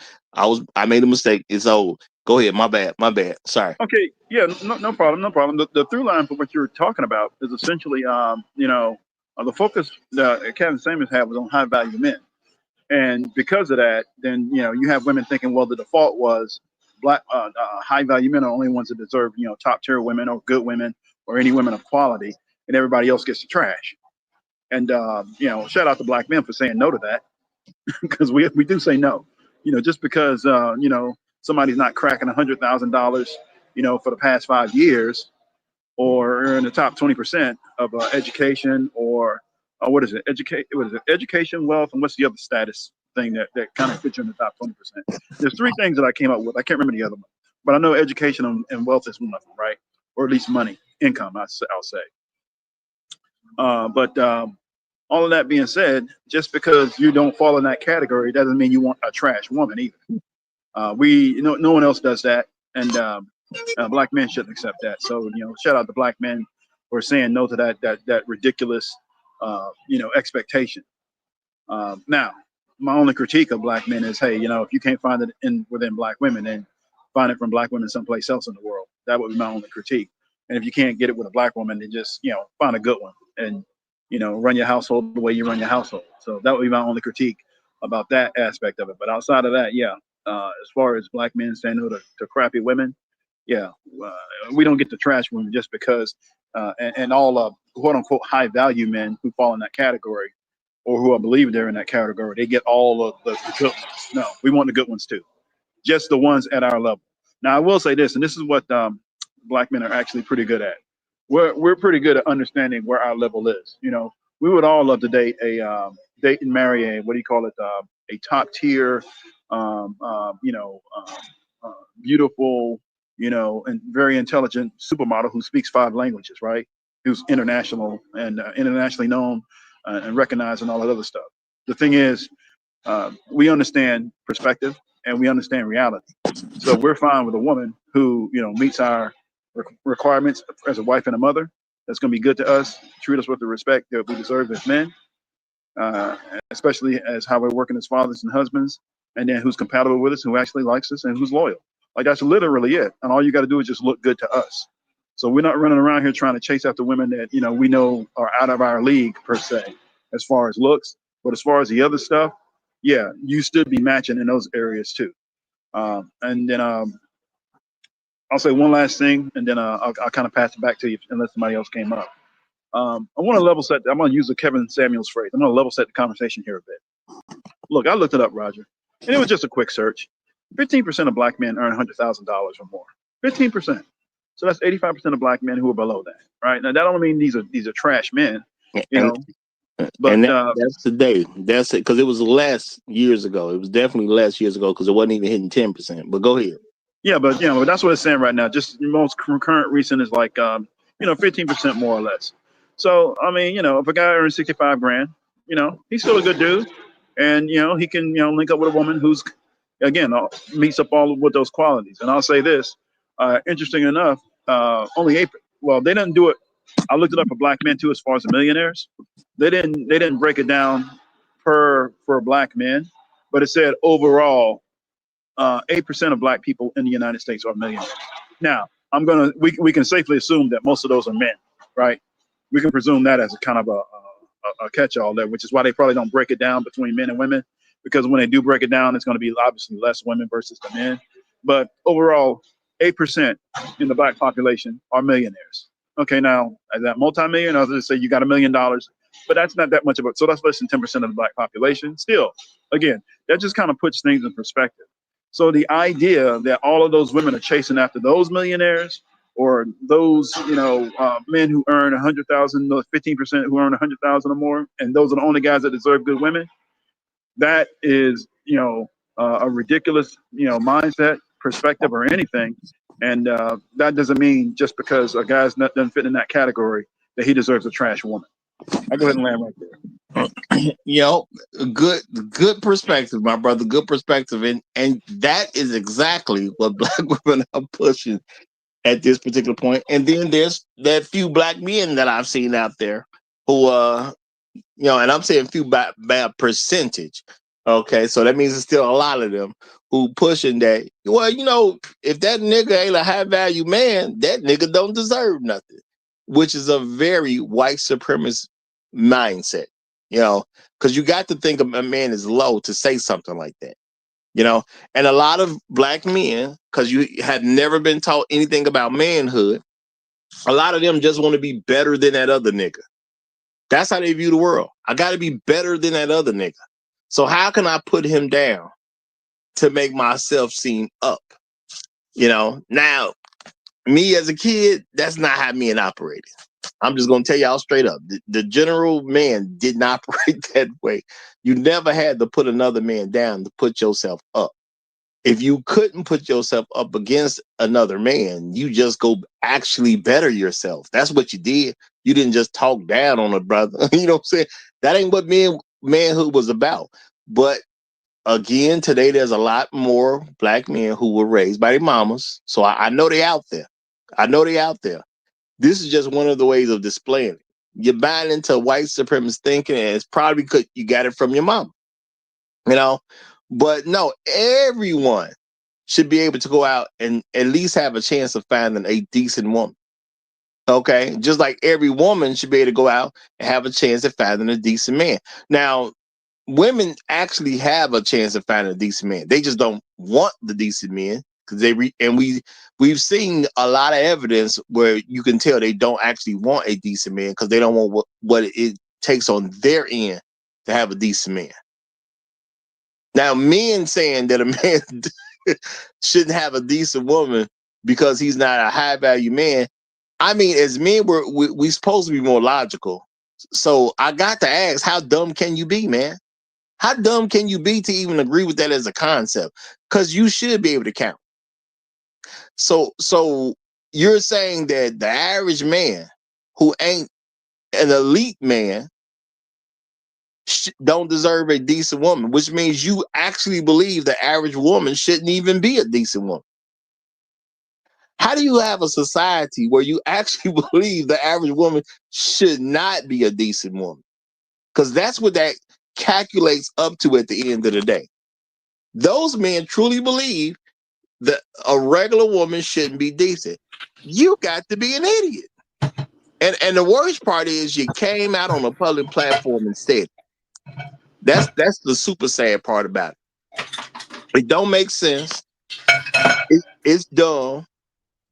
Change how you're thinking because you a man. We shouldn't have to sugarcoat stuff like this for men. If you were dumb enough to ever say that publicly, check yourself. Don't get mad at me for saying this, because if you said that, you're literally saying the average woman shouldn't be decent. Because the average woman ain't gonna have access to elite men. And if only elite men should get decent women, you're literally saying the average woman shouldn't worry about being a decent woman. That is clearly stupid. Now, Shark Sims has come up, so I'm gonna go ahead and give Shark the mic. You got it, my brother. How you doing? I'm on. Happy Friday, everybody. Happy Friday. Happy Friday. Real tough. Shout out to the chat. Shout out to the panel. What's up? Honestly, I think it was as far as the talking points, I literally think it was a blessing that he was able to get him out that far. You know what I'm saying? Because a lot of people like, oh, he got this from me, he got that from me. Like, you had a lot of these different people online. Oh, he stole my, and it's like I always just sit back and say, I heard all of this stuff in the barbershop already. Like, even before the Black Manosphere came along, a lot of stuff I heard in the barbershop already, or like on the corner when the old guys would come and chop it up with us. We heard all of that stuff already. We just didn't hear it put together like a lot of you guys put it together, and y'all would throw the facts behind. Well, not the facts, y'all would literally throw the stats behind it, and then like we had women just talking their nonsense, so then y'all could throw an actual video behind it. So I kind of think the heaven skies that he was able to get it there like that for us all, because we wasn't able to do it as just individuals. You know what I'm saying? And as far as the second point is, a lot of Black men didn't even understand how Black women thought about them. So I always tell people, like, the show wasn't for Black women. The show was for Black men to understand what the hell was going on. And let you know, like, no, you're not crazy. You was an upstanding Black man, like Kevin was throwing all the bullet points about a good Black. You are that. It's just these women don't want a good man. Basically, they didn't even want a Forbes 500 man. They basically just wanted an NBA player, a sports player, or a rapper. Well, I'll say is what I would call the hyper earner. The young guy that comes into a situation where he's getting multi-millions of dollars early in life, which is usually going to include somebody in sports. But there's also the other guys who, you may be a rapper, you may be a singer, you may be an actor. That's pretty much what that's going to go into. Yeah, it's going to pretty much almost always fall into entertainers. It's a rare businessman that's going to come up with an idea and possibly invent something, get the idea out there, be able to get it made, marketed, sold, and everything, and he's still in his 20s and making tens of millions of dollars. That's kind of rare. And even Yeah. he won't get with Boom Quisha, because the people that have money invested in him will make sure that don't happen. Because you're gonna mess up everybody money. But they was only looking for rappers, people in the entertainment industry. And that's where they got this whole thinking that they can get a high value man from. Is from watching all this TV and seeing a guy like Kanye West come out with Amber Rose half naked, straight out of a strip club. I almost say shout out to Kanye West. He a friend of a friend, so I ain't gonna say nothing bad about Kanye. I'm gonna let Kanye ride. And then as far as the high value man thing that everybody gets twisted up, it was two versions. It was what we look at as a high value, and he always said it, what men look at as a high value man and what females look at as a high value man. Absolutely. You know, and that's why I say it became problematic, not because of what he did. It's just people hearing something, put no critical thinking involved in it, and then they just spew something because they want to get some attention. And one more point, like you said, in high school, none of us was in junior high. None of us was talking about marrying a chick with mad kids, right? Right. And none of us was talking about hollering at no fat girls either. Absolutely. Crazy concept to even think. That's not what men want. Go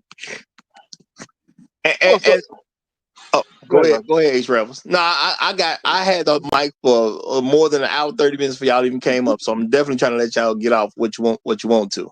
Go ahead. Well, so I like that you're talking about this in the sense that so what he was talking about was became an unintended effect and consequence of the actual conversation, right?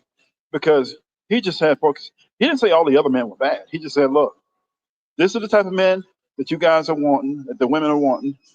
These are the men that I know. These are men I hang around with all the time. Not that he doesn't deal with men of lesser status, not lesser men, but lesser status, right? It's just that he knew these men and he was just giving them advice and tips, since that was particularly the type of men that the women wanted. So he's like, look, if you're trying to shoot for these dudes, then this is what you got to do. And so his conversation discussion wasn't supposed to go in that direction. So I mean, I know you're not blaming him, but what I'm saying is that that's the way women took it. They like, well, we just care about these high value men, and the rest of y'all are trash. And if we end up with y'all, we're doing y'all a favor just by getting with you. It just seemed like that's the way the women interpreted that. And the men are like, no, you ain't doing us a favor. We're the ones doing you the favor because we got to take care of you. We got to take care of the kids we make together. We're dedicating our life to you. So yeah, we're doing you a favor. So let's not, don't lose perspective on your reality of this. And then I'll say this real quick. And here's another thing so I told you I go outside and I kind of talk to some of these different discussions. I get involved, not as much as I used to, but I was in a discussion with some women and a men, right? And a man, he asked a woman who was 50, she was almost 50 years old. She was over the age of 40, almost 50, with two kids, right? One of them, close to being adults at that point. But he asked her, do you think your value is the same as it was when you were younger and you didn't have any kids? And she literally said yes. She said yes. She didn't hesitate. And she said, well, yeah, my value is just the same. Matter of fact, it's more because I'm older and this, that, and the third. And then he was like, see, and the dude actually, and he kind of predicted the way she was talking that she was going to answer that way, which is why he asked the question. And he said, and this right there is the problem, ma'am. Your value is not the same as it was when you were, 20, 25, flat stomach, no kids, and in your prime. Like, it's just not. But you have women who truly believe that. So that's the problem. Like, men, we operate in reality, and they're operating in the state of fantasy and delusion, and just impracticality. I'll go ahead and land right there. Yeah. Well, I predicted even before you said it that of course she was going to answer yeah, and of course she's going to say I'm more valuable now, because women are stupid. Stupidity is a choice. I'm not saying she's stupid because she believes that. What I'm saying is she is probably a very smart woman who simply chose to be stupid about that question because she probably knows enough to know that her value to a man couldn't be higher at that particular point. Because who grows up talking about, I can't wait to marry a 50-year-old woman? The fact that you said she was 50 was, number one, that's enough information in itself. Who's marrying 50-year-olds? Now, I'm not saying a 50-year-old can't get married, but 60-year-old men. you no, realistically, 50-year-old men ain't marrying 50-year-old. A woman getting married in her 50s is usually gonna come because some guy is gonna remarry. Some guy who's already divorced or he's a widower, he may remarry and marry a woman about 50 years old. But ain't nobody else doing that. If we actually pay attention, okay, go after somebody who's divorced or his wife died. That small group of men may marry you and you 50. But generally, another 50-year-old is either already married or he dealing with something else. Let's just keep it real. He dealing with something else. When the last time y'all went to a wedding and the guy was 50? Think about it. See, we say stuff and it sounds good, but I'm gonna say what I said. I think I just said it yesterday. That's why the first time I heard of the concept of women who were in their 40s having dating problems, I laughed hilariously because the first thing that came to mind is, why are you dating in your 40s? I ain't even touching 50.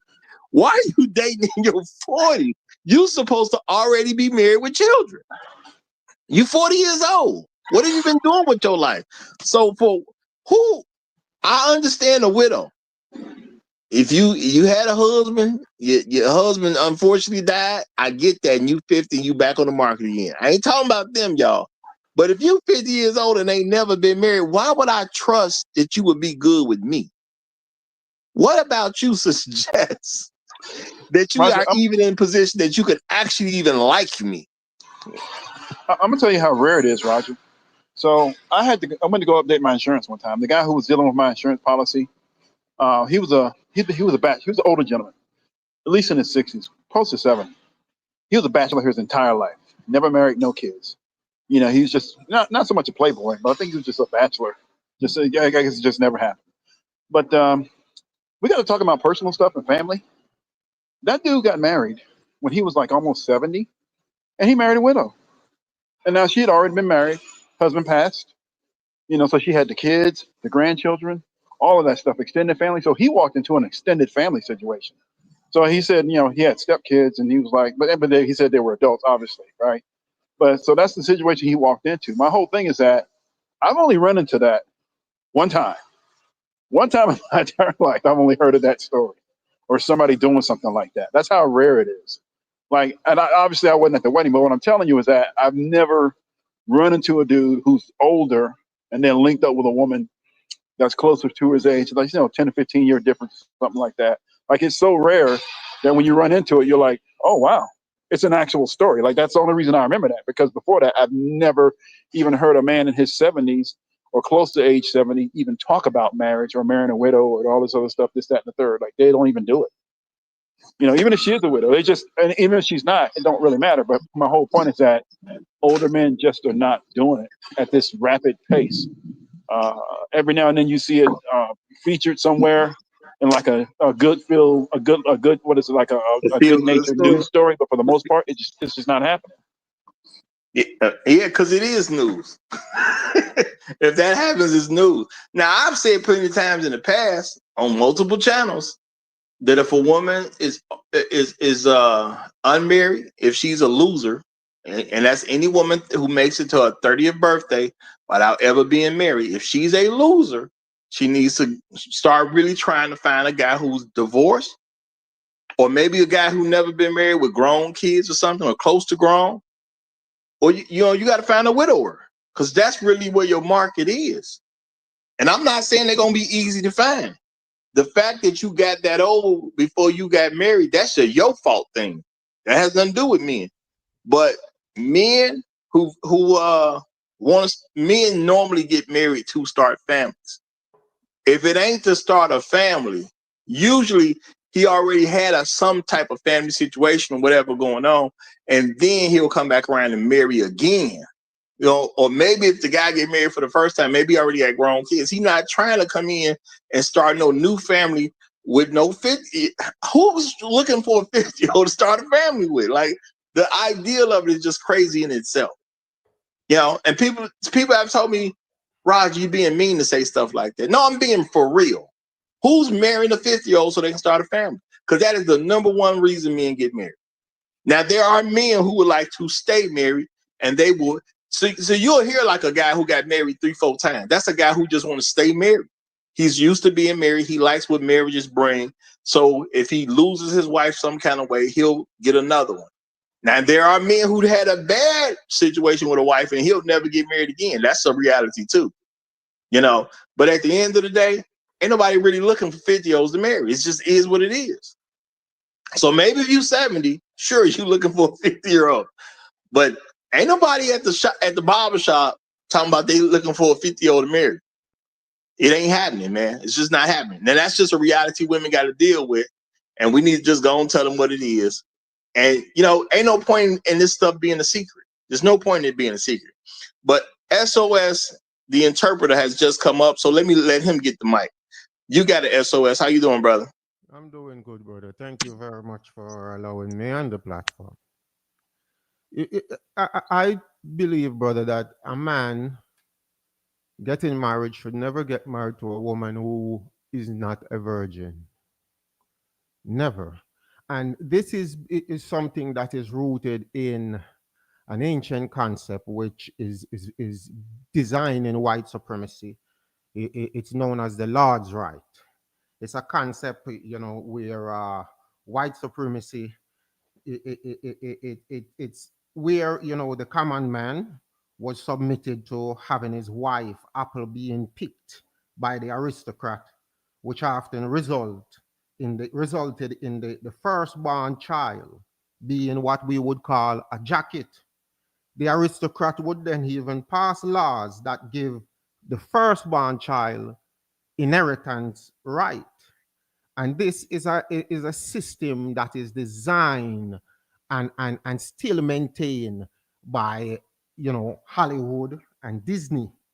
You know, it's a condition that creates a being known as a woman, because a woman before the 20th century, a woman was known as an untrustworthy being. In fact, the word woman is an acronym meaning wicked, obnoxious, masculine, atrocious, and nasty, because a woman is a female who is not, you know, she doesn't honor God and she doesn't honor man. She's a free-spirited being who wants to be tied down by nothing at all. This is what the concept of a woman was known until the 20th century, where we're now in the 21st century, where the concept of a woman has just been used as a big brush to paint all women as the same thing, you know.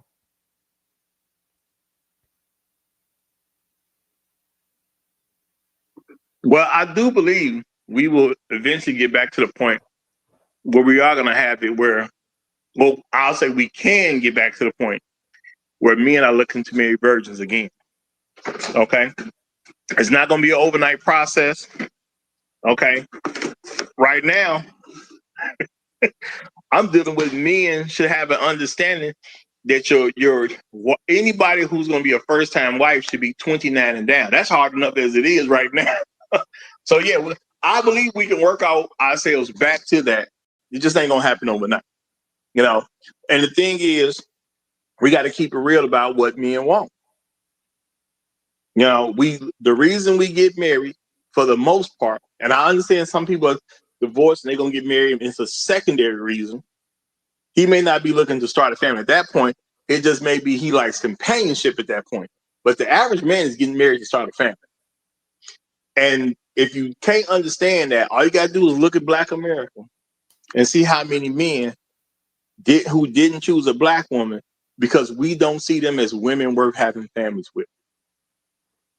But because a lot of us fall into white supremacy, we argue stupid stuff about the man ain't good enough. Now, Shark made a great point.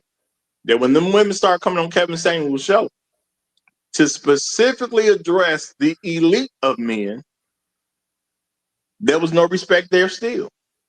If they respected elite black men, fat women would have stopped coming. If they respected elite black men, women with children would have stopped coming. If they respected elite black men, they would hold their attitudes together for 40 minutes. If they respected elite black men, they would have stopped showing up with a bunch of debt. But did they do that? Them same 4 problems that I now call black girl ugly, that I've been pushing since I've been on social media, kept showing up to the day he literally died.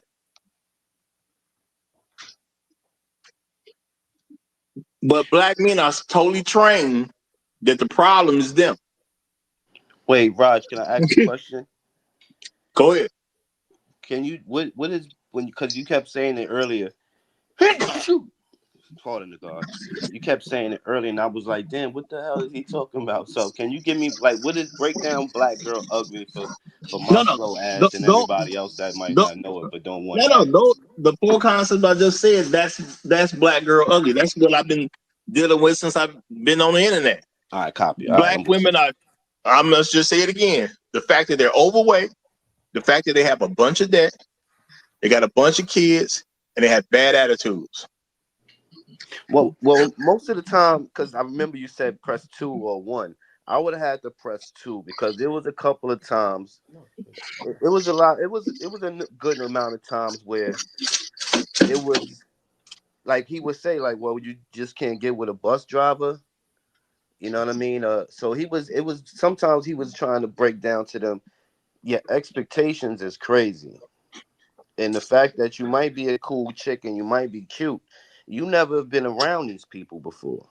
Like you don't even know these people. So what are you looking for? So yeah, it was a couple of times where it wasn't just about black girl ugly.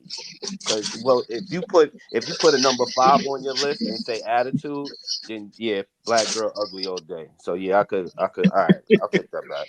What? Well, my thing is, I can't sit here and say I watched every episode he did because I didn't, and I ain't gonna put a false narrative out. But at the end of the day, every time I checked back on it, it was the same stuff over and over and over again. 3 days, okay, I didn't even watch at that particular point. But now if I come back after 3 weeks, same stuff. If I come back after 3 months, same, like it was just kept being the same thing. So I'm just saying that show was a great indicator that black women have no respect for black men, period, because you ain't got to even talk about celebrities or nothing. They specifically came for the highest earning black men, period. And they still didn't care nothing about what the highest earning men want. Wait, so you ain't see the show when the men called in and these niggas was like, was trying to understand about Kevin. Basically, Kevin had to break it down to them like, B, these black women don't find you valuable, so you might have to just go to another race of women. And these brothers, boy, it was hard for them to accept it. Well, we've been taught this certain things all our lives. I was on some let me find a black woman when I was younger, so I get it. I fell for the propaganda too. She had to be one of us.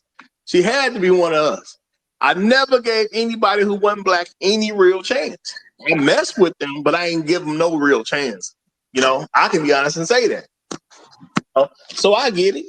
And, it's hard that you've been trained about something your entire life. And then now you're a grown man trying to make real moves. And now you got to accept the very opposite thing you was taught is true. That's a hard thing to accept. Well, so gentlemen, if you let me guys just say don't real mind quick. Let me say, when you've already developed such a love for black women, like I have myself, because I still love them to this day. I don't care how crazy they are. I still love them. I may not mess with them like that, but I do love them. So it's hard to let that love go. It's hard. And when you love somebody, you want to see the best in them. You don't want to see their worst. But go ahead, H. Rebels. Yeah, so Roger, the majority of black men actually love black women.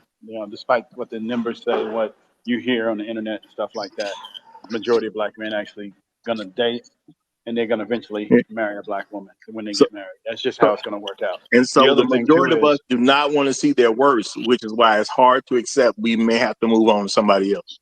But go ahead. yeah, absolutely. So which is why you got for quite a few black men, it's black women or nothing else.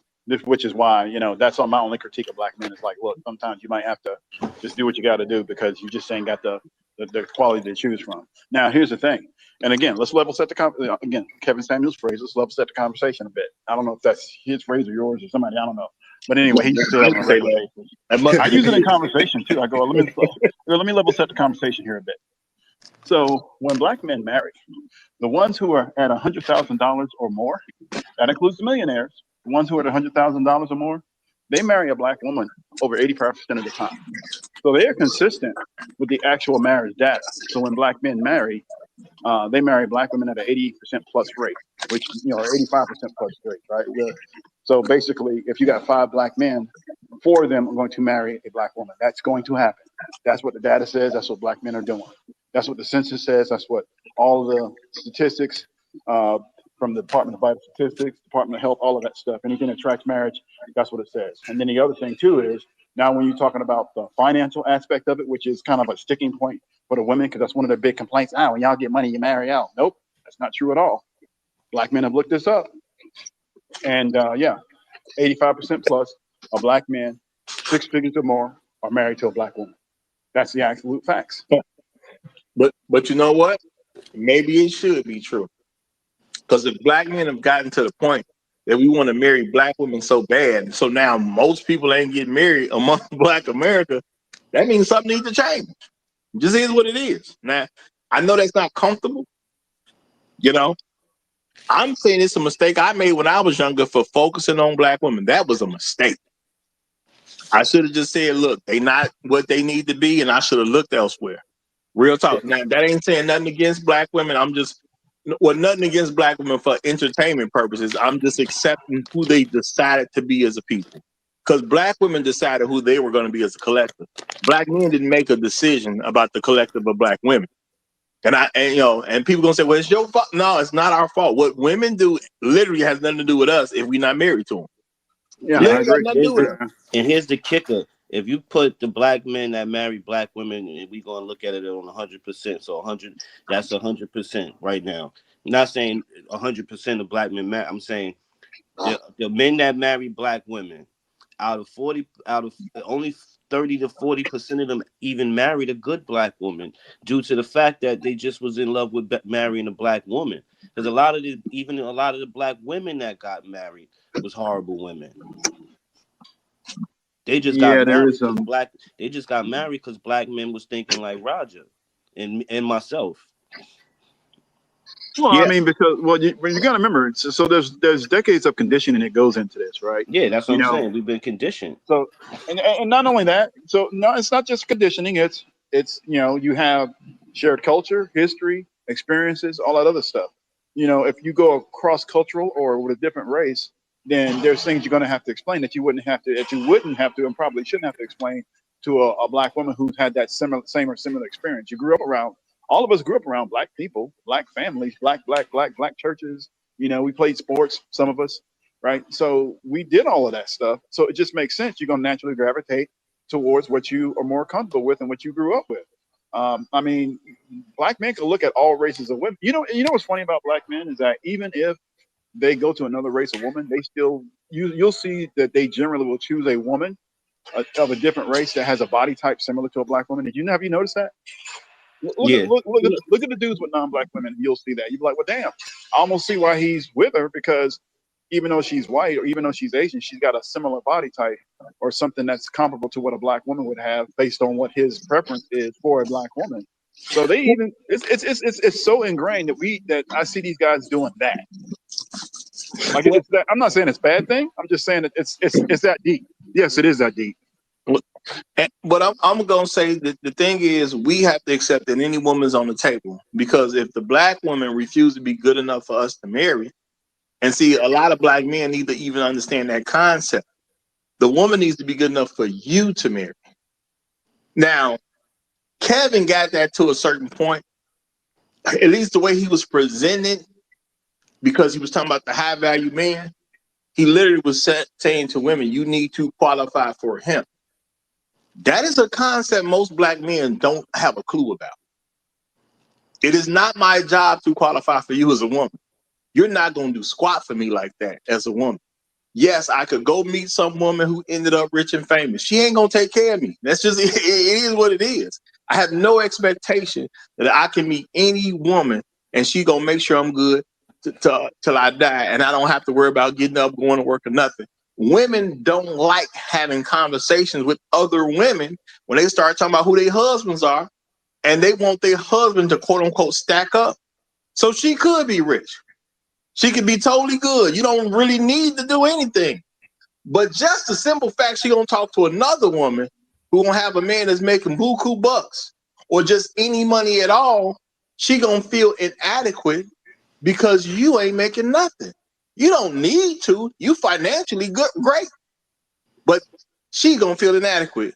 Even though she rich already, she could be worth $20 million. But she gonna look at you some type of way because this other woman got a man, and that man's a lawyer, and maybe he making $300,000 a year. So now she looking at you some type of way. She's sitting on 20 million, but you're not good enough now. Does she need you to work? Not if she's sitting on 20 million. So the thing is, what a woman has don't mean nothing to me. It's never gonna help me like that.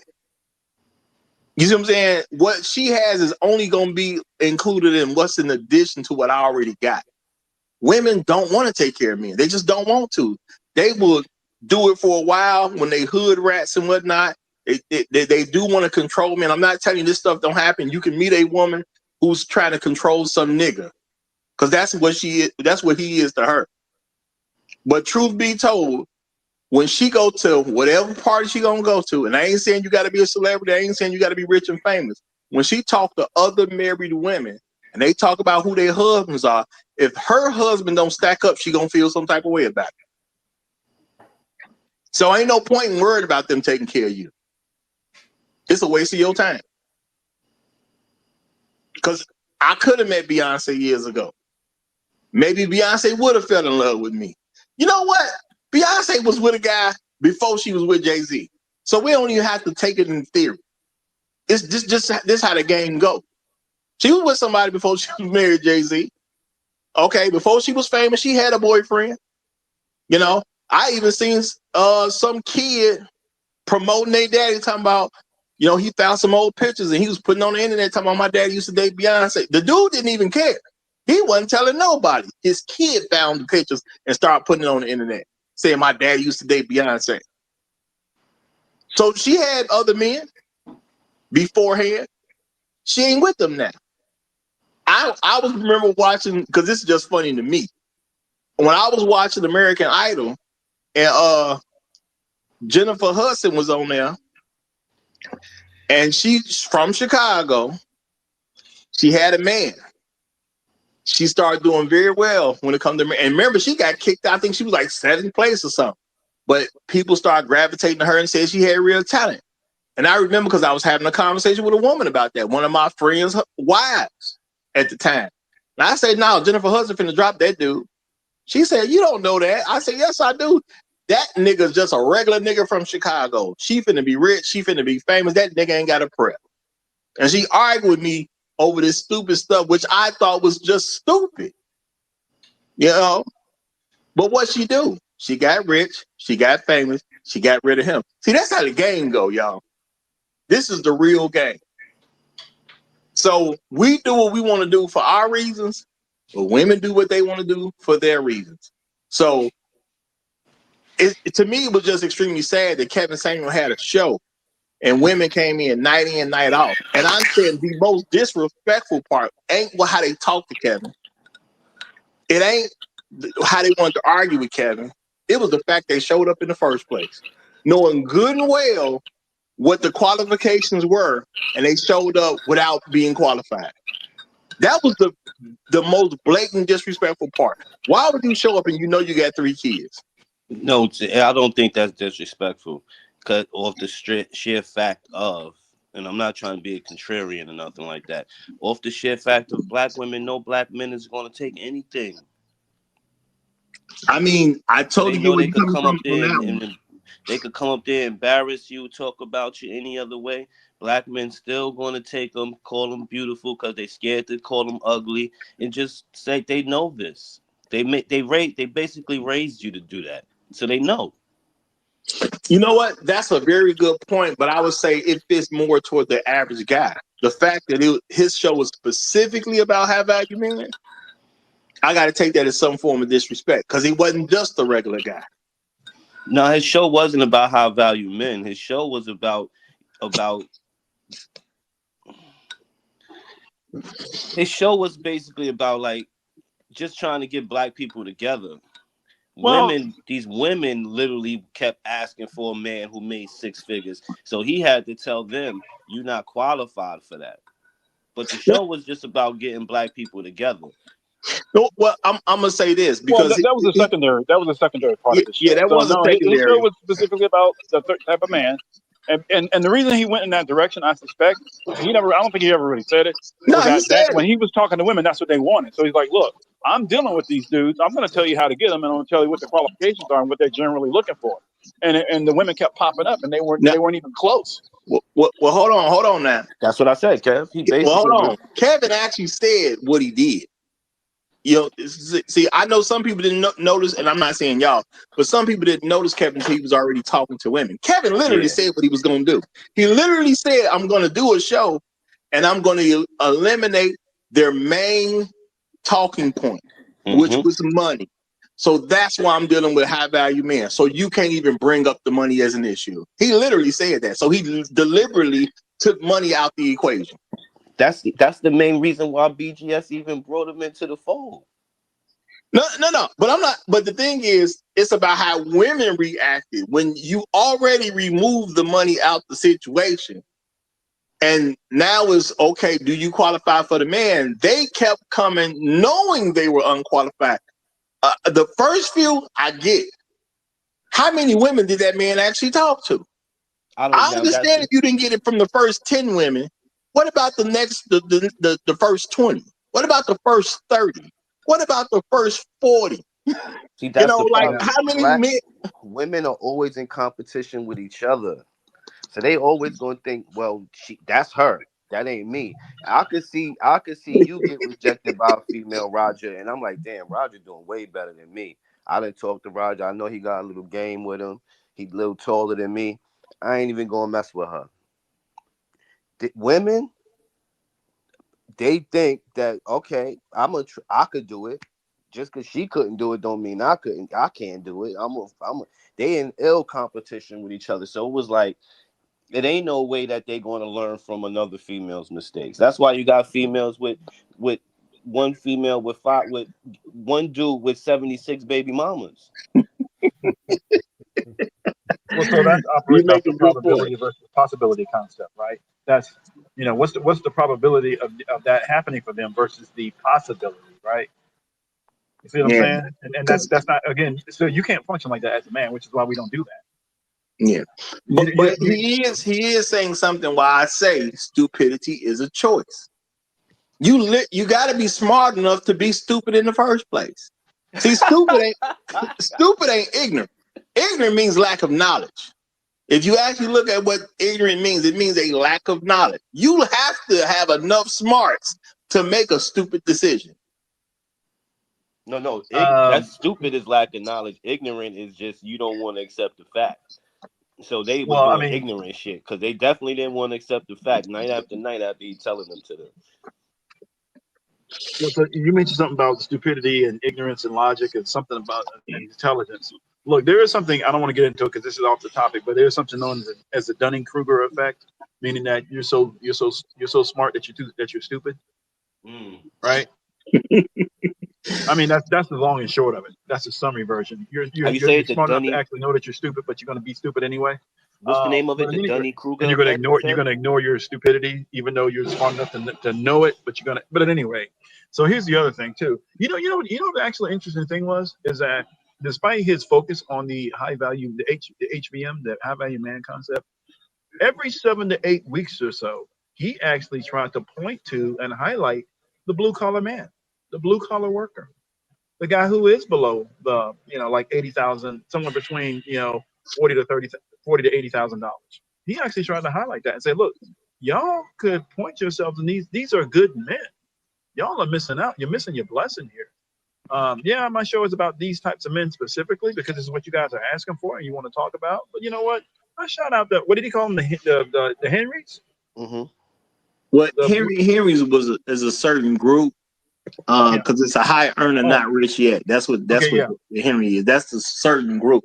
But at the end of the day, he did make address to certain women that, there is another group of men that you probably could qualify for now. You have a chance of, not necessarily saying you would, but you might have a better chance that they'll take you. And the thing is, they ain't want nothing to do with that at the end of the day. So they came for what they came for. They came for the high value man. I'm not trying to hit nothing about no nigga making no $40,000. That ain't what I showed up for. So screw what you talking about. But to add on to what Kev was saying, I've never really heard him talking about no nigga making $40,000. He would be like, if you ain't making a certain amount, you need to be working 2 jobs, or you need to be putting up, doing 60 hours a week. But he would emphasize to them. And that's how I realized they just want to rap. But he would say, the bus driver make $150,000 a year. An electrician could make $200,000 a year. They didn't want to hear that. If you're not on TV, you're not high value men to them. Mm-hmm. To us, a high value man is somebody with, like you said earlier, and we know some electricians that make bread. Yeah, because status is a huge part of what women go for. Bingo. And a garbage man could make over $100,000 easy. An electrician, a carpenter, welders, all of them trade guys could make bread. An underwater welder, of an oil rig worker, you know how much money they make? Yeah, my cousin, when I was really young at the time, but I had an older cousin that was a garbage man. I said, bro, why you a garbage man? Now this is long time ago. That man said for $31 an hour, that's why I'm a garbage man. And it's a long time ago, y'all. So I don't even know what a garbage man make now, but if he was getting 31 an hour back then, it stands to reason they making some bank. They making bank, And that's why the chick Ayana had asked that chick that, like, well, could you mess with a dude that's driving a bus? And she said if he owned a bus, it's really ain't even money with them, it's status. Yeah. And status is a key thing about human. Status can direct a lot of human behavior. And that's something black men definitely should be more aware of. So, that's why, I'm gonna say it's part of why the problem came in, that the women started responding to the men of, well, if you're not a high value man, I don't even have to be decent for you. Because in her mind, you don't have the status to get a decent woman. Now, if you had more status, maybe I would have to act right. If you had more status, maybe I would have to treat you like I would treat a white man. Because right now, you just that nigga on that nag. And that's the problem with them. They felt like that's what he was saying. He literally wasn't saying like a man that ain't making $1 million don't deserve a good woman. But like you said earlier, it was them other niggas who got their little platforms, and they didn't believe what they were saying. They was just making money, but they just spoiled the game with the dumbness. But I don't really think like them dudes believed what they were saying. And we could see one for instance that got blown up. His whole spot got blown up. You know what I mean? I don't want to say his name because he never been here, but I think a lot of people know what I'm saying. He damn sure ain't believe what he was telling women, but it was good money. Well, there are men who gonna come out there and say what they gonna say for that bag. You know what I'm saying? That does happen. And the thing is, that's why I say, y'all, you got to pay attention to who you listening to. Because there are some people who will listen to me and they don't like what I'm saying, and they'll go away. And I don't worry about it, because I'd be like, okay, they not ready. That's all it is to me. They not ready. When they're ready, they'll come back. You know, but my thing is, look at what I'm saying and see if it makes sense to you. It ain't about me. Does it make sense to you? You know, if you see sense in it, we can rock. If you can't make no sense of it, we ain't got to be friends. It's cool. You know, I ain't gonna cry in the car. I'm gonna tell you that now. I'm not gonna cry in the car. It's all right. Well, there's an African proverb that says, "When the student is ready, the teacher will appear." So in some sense, Roger, you're the teacher. They'll come up. They'll come when they're ready. Hey, so SOS, I was going to ask you about your profile picture. Yeah. You have a Venn diagram with some letters. What does that mean? Just real quick. I didn't hear that. Repeat. Is there any significance there? With this diagram that I have here. Yeah. The Venn diagram, but it's got letters. Yeah, it is actually image for the copy of a book I have coming out in a few weeks. Oh, okay. All right, cool, good. Well, right. If you're gonna be here and join the conversation, okay. As you get your book out, feel free. Anytime you join, you can promote your book. Thank you very much. Yeah. Anybody who rock with me, if y'all got something y'all want to promote, I'm definitely cool with you promoting it. Now let me promote my main man, Roastmaster One. I appreciate you big time, brother. Roastmaster One chimes in with 1057 on the Cash App. Shout out to you, brother. Appreciate you. And thank you for the Trail Bentley tax of 57 cents. He says for high value content. Hey, I appreciate that, brother. I definitely appreciate that. Real talk, real talk. Okay. Also, shout out to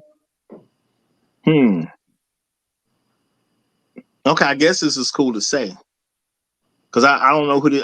Wait, no, let me see if I said somebody sent in $10. They said good combo. Let me double check something. Let me see if they known by another name. No, that's me. That's me. That's okay, me. Yeah. You know what? Yeah, that was SOS the interpreter. So thank you, brother. Appreciate you big time. Because I looked at that symbol and I was like, no, I seen that before. So I just double checked it and seen you pop up. So thank you, SOS the interpreter, for dropping $10 on it as well. He says good combo. Thank you very much. Appreciate it. Real talk. And I do want to say that as men, we have to start understanding that there is a Kevin Samuels problem out there. I'm not blaming Kevin for what other people did. It's just the problem is just associated with his name because he was talking about the high value stuff. And a lot of folks don't even think about the 6 components he said a high value man should have. They just look at the money and that's it. Exactly. And that's why exactly. Yeah, can't put it no better than that one. Yeah. So he didn't create a problem. It's people taking pieces of something they heard him say and they created a problem. It's not his fault at the end of the day. It's just not his fault. All right. But Tunnel Runner then came up. So let me go ahead and let Tunnel Runner get the mic. You got it, my brother. How you doing, gentlemen? How you doing? Doing great, brother. Yeah, man. I think the biggest problem is the women just do not qualify for what they want. It's simple as that. They have nothing to offer. When they ask them, what do you have to offer for those kind of guys? They don't even know what to do. They don't even know what to say. They just know what they want, but they don't know what they have to give to get it. I'm gonna say well said. And what I want black men to, when you're talking to women in any kind of way, even if you just typing something on the internet, man, stop taking these very basic things and associating this to what a high value man wants. These 4 basic things is what every man wants. Every man wants a woman without a bad attitude. The men want a woman who ain't fat. Well, I'm gonna say general for that one. There is a such thing as a chubby chaser, but they not that big of a group of people. They just not. Okay? Men are not looking for women with a bunch of debt so they can fix all their debt. And women ain't looking for women with a bunch of kids. This is not a high value man thing. This is just a regular dude thing. Now, a high value man would be included because he's still a dude at the end of the day. He'd be included, but it's not specific to them. So do not address this in the future as this is stuff for high value men. This is stuff for everybody. The average guy don't want to deal with these problems. And I know because I literally researched. I started actually talking to men about this stuff. I went on the internet to see what men were saying when if they say anything about a complaint. I actually looked for what men are actually saying. What were they verbalizing? What were they doing through the actions? These things consistently came up. Point blank period. And I'm gonna say the worst one, truthfully, is attitude. And black women are known for having a bad attitude. It ain't a secret that they got one. You know, we know it's out there. People have made all types of jokes and commentary about the black woman's attitude. The black woman's attitude is a thing amongst itself. Because if you say the Asian woman attitude, people got to hear clarification on what you're talking about. If you say the white woman's attitude, people want clarification on what you're talking about. When you say the black woman's attitude, nobody's asking for clarification. They already know what you're talking about. And Roger, it doesn't matter if she likes you, if you have money, if you have muscles, they still give you bad attitude. It don't matter what you do, and then you have to work into a better attitude. But they come off a lot of times with a bad attitude from the jump. Well, my thing was that man had a show that allowed a regular dude to see women with a bad attitude specifically come for high value men. So I'm gonna say what Shark said something earlier about what men could see because of that show.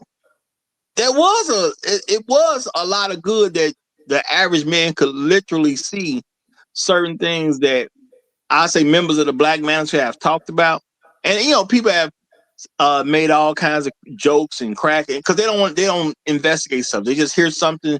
Oh, that must be an anti-woman thing, so therefore I don't like it, and then they just say something about it. But no, the man literally took the same stuff we were talking about in the Black Manosphere, put it on a major platform, and it went down every single time, seems like. Or close to every single time, because I didn't see where it wasn't going down in a negative way. Now, he dealt with a couple other things, too, because, yeah, he definitely dealt with women's looks, and truth be told, I'm going to say it's sad that women had such an issue with that 7. Now, I told y'all before, I've never really rated women by numbers. It's just more of a pass or fail for me. You either got it or you don't. But, women who rate themselves with numbers, what he said was very true if you don't know it. Women who rate themselves with numbers normally would say 7 because that was the quote unquote safe answer. You're not saying you a 10, so you can't say you ain't no model once in response. You ain't saying you right below that or anything like that. 7 is cool. It's not 5, which is middle ground. It ain't 6 because I still want to be above middle ground, but I want to be a little bit better than middle ground. So I'm gonna go with a safe 7. And that's what women said on a regular basis. I know that too. I started finding that out in high school. Okay? And that's real talk.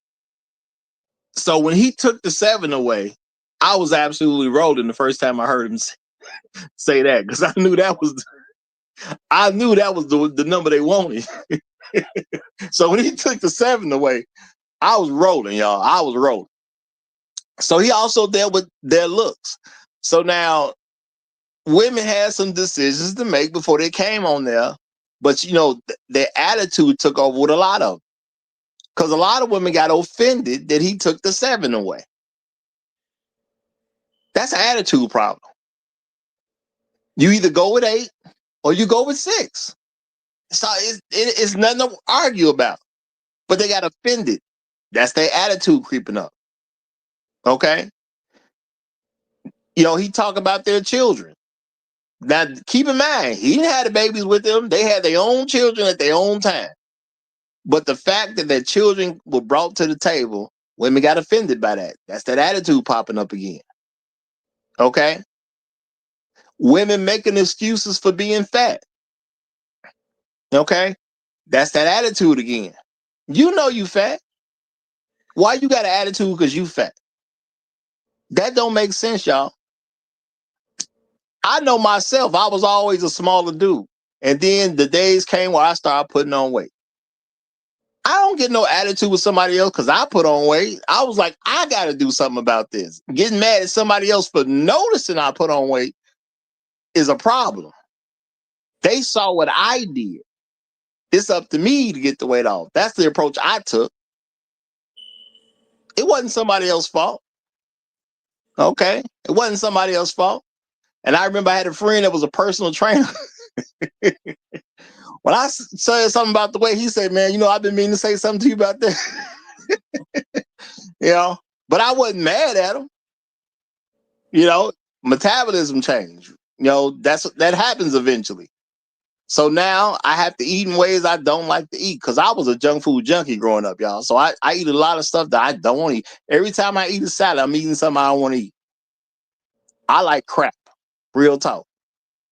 But I can't eat that way because I know if I eat that way, I'll die early. So I ain't going to do it. Now I can get mad, but it's up to me to keep eating that way if that's what I want to do, but then I'll die early. I just don't do it because I don't want to die early. And that's all it is to it to me. Me being alive is worth it. I'm not going to have an attitude about it. Now, the women come on there for their high value man. Why you can't fix your face for 40 minutes, man? It's not that serious. 40 minutes, man? Because he didn't really talk to nobody too much. I don't think he talked to people longer than 40 minutes. You know what I'm saying? At least not on a regular basis. Maybe somebody he did, but 40 minutes is a long time for a random person to be a guest on somebody's show who talked to multiple people during the episode. You can't keep it together for 40 minutes. So, and I'm just saying this because this is how prevalent the black woman's attitude is. Because it is the main thing that men had an issue with. It's literally the main thing. The attitude is bigger than the children. The attitude is bigger than the weight. The attitude is bigger than the debt. And when you think about it, a bad attitude can make the other three far worse because you have the attitude with those three things. It's one thing if I'm trying to, quote unquote, love on you and I'm trying to take care of your debts. I'm trying to pay your bills. And then you give me a bad attitude on top of that. Like, that's not going to make me want to spend money fast. If anything, that's going to slow me down or let me check out. You know? So Kevin did create a lot of good situations. And just like you said earlier, Shark, it's just great that the stuff got out there at the end of the day. Having these issues get out to a bigger audience did more did more good than harm. I honestly believe. Okay. And he also showed that the disrespect that they call a man, half an older man. Some of these girls were 25, 20 years old, 22, and they would disrespect this older man who they says that who was trying to help them find what they were looking for, and they would be disrespectful with that man for no reason, but just for him being who he was, and they went to disrespecting him in all kind of ways. And, you know, and that's why I say stupidity is a choice. Cause think about this, right? The women call in because they want access to the high value men, right? You got a guy who say, I work with high value men. I talk to high value men. I deal with high value men on a regular basis. So for the woman, he the plug. Yeah. He the plug. Yeah. You know? Yeah. That's what he was selling. And people can say, oh, that women didn't see it that way. No, we do a lot of things because of what we believe. Women came to his show on a regular basis because he was the plug. I want a high value man. This nigga got access to high value men. You know? And I do understand a lot of people start arguing, was he a high value man himself? It don't matter. He said he the plug on high value men. That's the only thing. That's what they showed up for. They didn't show up to get him. They showed up to get the men he represented. He was the plug. You know, y'all know folks get ghetto with stuff. He the plug. So what did they do to the plug? They talk to the plug like he crazy. They talk to the plug like he a nobody. They talk to the plug like he don't matter. And I understand it, y'all. There's some people who think they so big you can talk crazy to everybody else. How you gonna get plugged if you talking to the plug like you crazy? He ain't gave you nobody. He ain't presented nobody that was available to you. Okay, he said, yeah, I got access to them, but I ain't telling you who they are. You know, he wasn't coming on air telling you about these women. Well, he wasn't telling women about these men that was available that he can connect you with, he wasn't doing that. He would say, this man has a fiance. I think he said something about this man got married. He presenting you the people who are no longer available. He never came on air, at least not that I saw, that he was telling you about the men who still hadn't got anybody yet. So he was the plug, but he keeping the information from you. Why are you talking crazy to the plug and you don't even know how to get past the plug? That's a level of stupidity that is, that's almost an insurmountable level of stupidity. How you talking crazy to the plug, but you don't know how to get to what the plug got?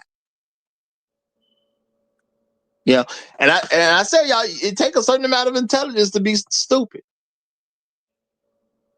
And you ain't got to be that brilliant just to shut up and be quiet. It don't take a lot of brilliance to. Matter of fact, small children have been taught to shut up and be quiet.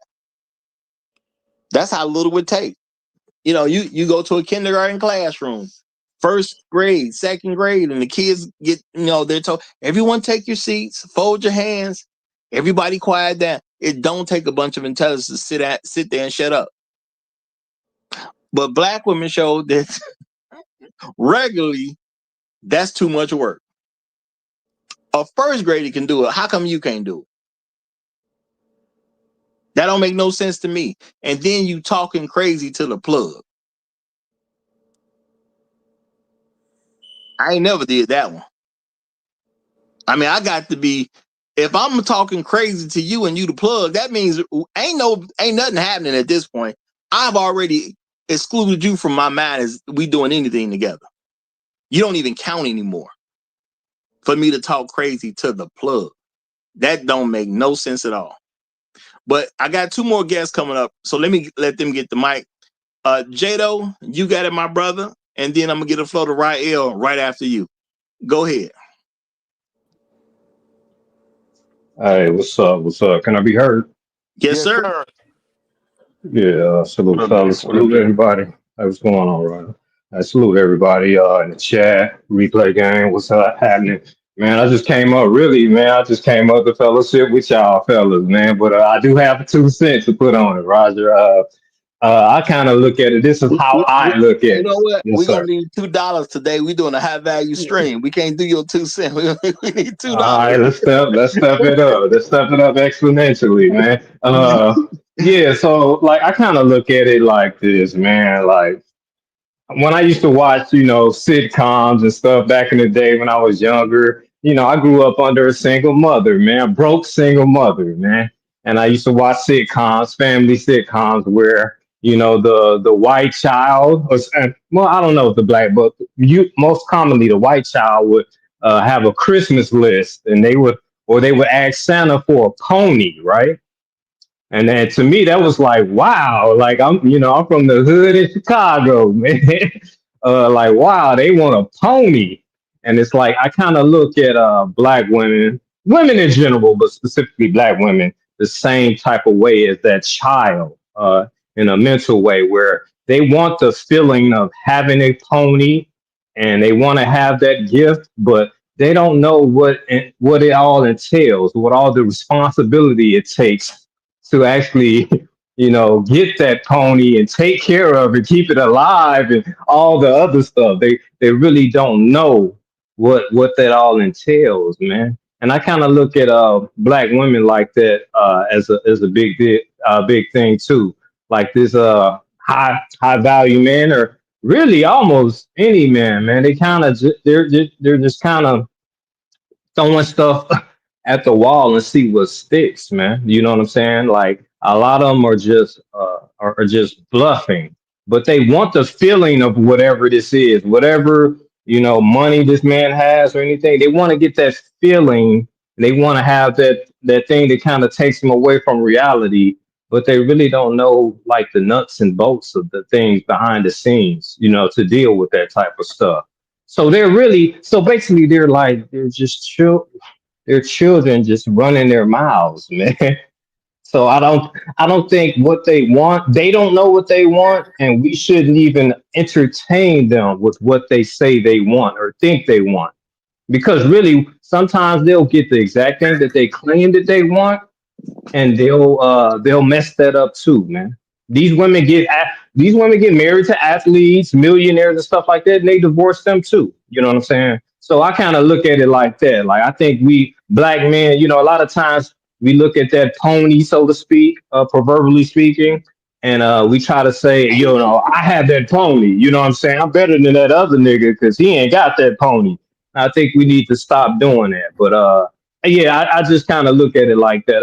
Maybe that's kind of a twisted way to look at it. We should not be concerned with what they say they want whatsoever. Y'all remember right when I'll end right here, like just like recently within the last 10, maybe 15, I don't know, 10 years, maybe 15 years, like this beard thing. Like remember, like black women used to look at I remember a time, maybe just because I'm an old brother, they looked at beards as kind of like dirty or whatever. You know what I mean? Yep. Back in the Yeah, I day. remember. I remember that. Yeah, and now it's like, oh, beard gang, especially if you got a big bushy one. You know what I'm saying? Now that, oh, I need a bearded guy. So they're just talking, man. It's like it's a kid putting out a Christmas list, and they have no idea about the financial situation of their parents and what it takes to actually maintain whatever Christmas gift they might get. Man, they're just talking, they're bluffing. Anyway, I end right there. Thanks for having me up, Roger. Yo, Uh, Jado, they basically socially engineered because, like you said, it Yes, went from yes. waves, it went from a fade, to straight up 360 waves to dreads Locks. Yep. to locks. I mean, yeah, sorry about that. To locks to a dude with a bit. Then it was bald heads. Then it was a beard. Like whatever the white man showed them on TV, that's what they go for. Sad to say, but true. But let me let Rael get the flow. Rael, you got it, my brother. My bad, Rael, for cutting you off. Oh, Pardon you me. good, bro? Peace, Oh, yo, I'm Roger. sorry. I'm sorry. Before you say that, shout out to There I Said It. My bad, my bad. Shout out to There I Said It. He came in with $5 on the Cash App. Appreciate you, brother. Appreciate you. He just said salute, but thank you very much, my brother. Thank you very much. All right, go ahead, Rael. Peace, Roger. Peace to the panel and chat. There's an irony with KS, and rest in peace to him. My condolences to his family. Um, there is an irony in um, the KS phenomenon that really a lot of people miss. A lot of times because they're caught up in all of the viral clips and stuff like that. But when he first started, he actually was focused on black men specifically. And if you watched any of his early shows with men, you would clearly see that KS was not taking it easy on black men at all. Uh, Most of the time, when there is criticism towards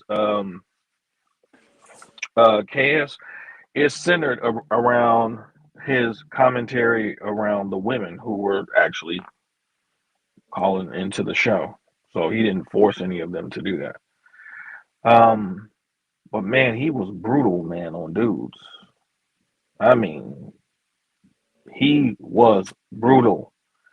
And it was necessary too. I mean, because some of the stuff that you would see from black, men, and I'm not here on some, just tear black men up. I'm saying many black men were just not equipped with the tools necessary, um, to, in a lot of ways, to just on a basic level, just going to be successful in society overall, in terms of how they were carrying themselves. I mean, dudes will call the show cam up with no shirt on, you know, uh, hair not combed. I mean, just looking all types of ways. And one thing you could respect about him is that whenever he went live, he was always looking the part. And that really rubbed a lot of black men wrong in this space. In a lot of ways, man, a lot of men in this space did not like him, especially initially. They thought he was uppity. They thought he was arrogant. Um, when he switched to the females, a lot of guys, you know, kind of lessen their dislike for him because some of the stuff that he created as far as the content went to the things that they wanted to say about the females. Um, but the irony is that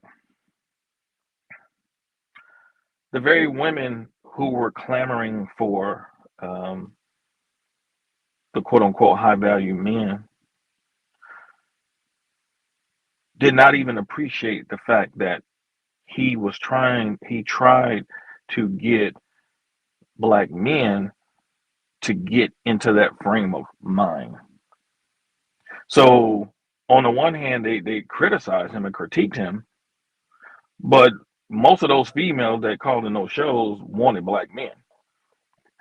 So why would you have a problem with the way he's presented to you as a female if his previous content was about the men and trying to help them elevate to a higher level, which is what you claim you want?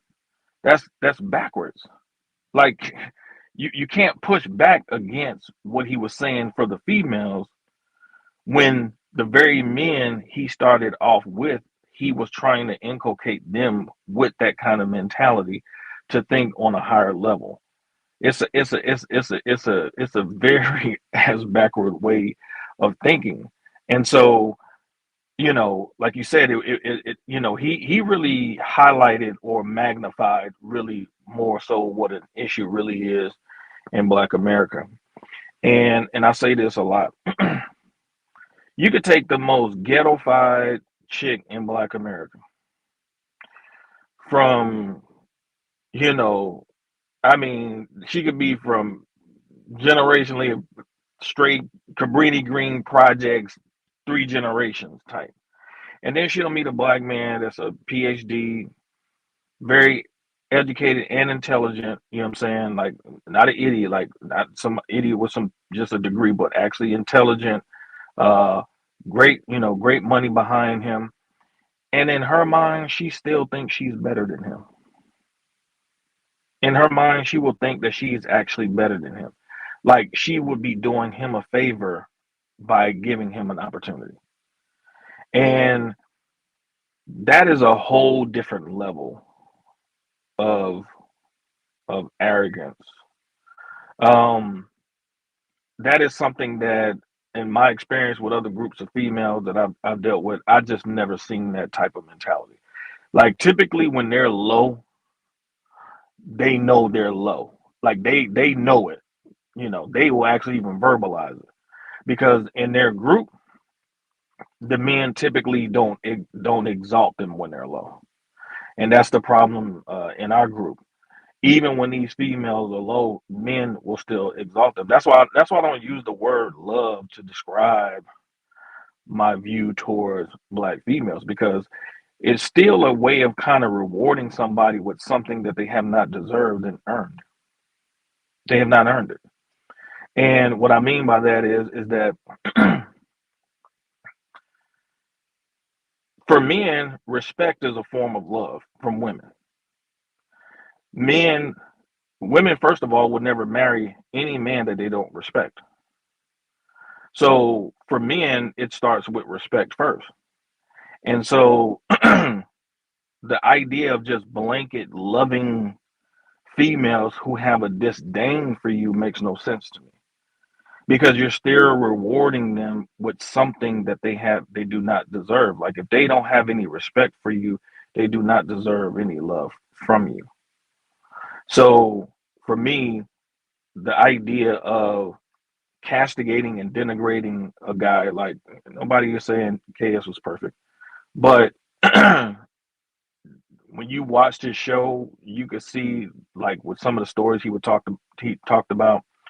And this is one particular story that stands out to me when he talked about when he went, I think, to a Zaxby's restaurant in Atlanta, and he saw a group of Mexicans in there sitting down eating together as a family. And they wasn't the richest people or anything like that, but they were rich in family, and how he said it, it really resonated with him because he was like, yo, 25, 30 years ago, he's like, man, this was us. 40 years ago, this was us as a people. We didn't have much, but we had family. And I think that was one of the things that really drove him to doing what he was doing, and being of that mindset as far as like the high value man. Part of that was infused with a family approach too. Like he wasn't just saying just be about making money. Like he was also infusing a lot of the family concept within that framework. And you can't even get to the family part if you can't get to the marriage part. And that's that's what was the problem for a lot of the females. You can't even get to the marriage part because you're not that part, to let alone try to think you're going to get to the family part. Because when you're meeting these types of men of this particular caliber, they're not going to want to align with a female of that particular mindset, who does not have any respect for them and the position and the things that they've had to go through to actually get to their position, especially if it's a black man. I mean, if you got success in America as a black man and you ain't sold out and nothing like that, man, you went hard in the paint to get to where you are. So I think the irony is that he started with the men only for the females to actually be critical of him, even though he wanted to build black men up to be on a level where the women who are clamoring for those types of men could actually see those types of men available and be the kind of woman that they needed to be to actually have access to those types of men. And the irony though, too, Rael, like I've been listening to y'all for dumb long. Like I didn't heard you curse out niggas, be ready to fight over the phone and all like that long. You know what I mean? And I remember it was one time. It wasn't the Roger Report. It was one of these other shows that one of the guys brought in, some new guy he brought in, and he was like kind of trying to be like Kevin on the thing of like dressing. And they was arguing with BGS, and BGS called Kevin up to the joint. And these niggas was trying, like they had more pushback for Kevin than females did. Mm-hmm. And Yep. and they was like, Kevin was like, well, if y'all don't want me here, buy me out then. And like I talk about that. I talk about what show that was backstage. And Kevin was like, buy me out. I go to say like he literally came in trying to get black men to fix their image up. Mm-hmm. You know what I mean? Like, yo, put it like he has suit Saturdays or something like that. Like, yo, Right. just go out with a suit, look different. So one of the biggest reasons why Kevin got to where he was because of the presentation itself.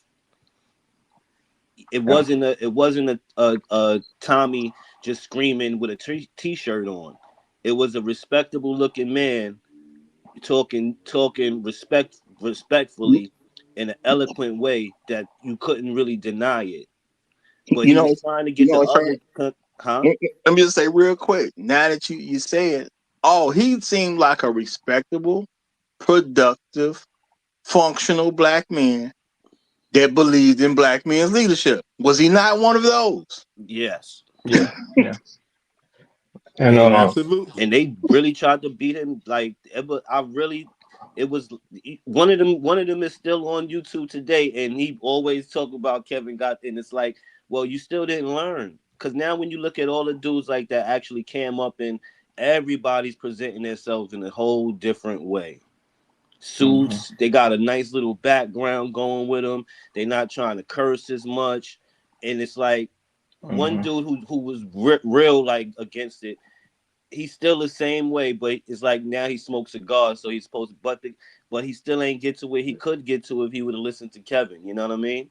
And you just see it, like you see these young dudes throw the little suit on. There's one dude who's killing right now, and he got a suit on, and he's just keeping it funky and telling it in an eloquent way where you really can't deny it. My mother can't be like, well, he cursing too much and all that. No. So it was men and that's why he had all of these haters. It was mostly men making videos going against him with his high value and all of that. Well, I want to say to that, that right there is proof of what I say, that you got so many men that was raised in single mother homes. They act like girls, and then they expect the world to treat them like a girl. Yeah, a girl can not worry about how she presents herself. If she just got a little something up top, a little something at the bottom, she'll be all right. She got some nice lips, she'll be all right. She'll get a bunch of subscribers without being good. So that's just men acting like girls and expecting girl results. So it's a whole lot to what's going on.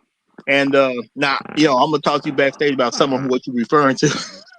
But Just to make Roger sure I'm also clear on that. too, Roger too, because this is something that I saw when I was a younger man. And I always carried myself a certain way. My pops just one of the things he taught me the most was how to dress, you know, and you know, um, I remember having conversations with black females, like I'm talking about like high school, right out of high school, meeting, black females or whatnot. And there was this idea of not wanting to give you your just due. So let me explain.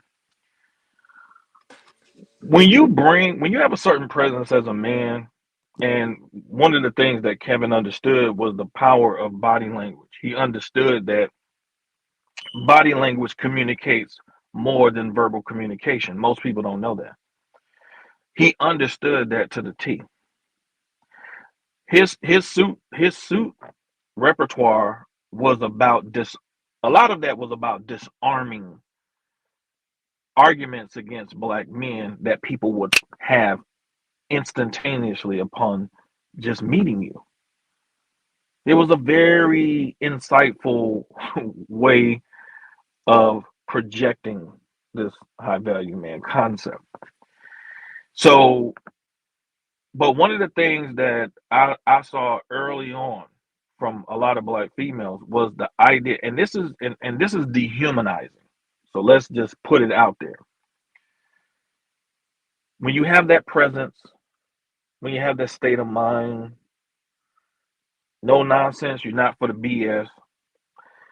A lot of females in our group take offense to that because they recognize that they cannot get over on you and they hate it.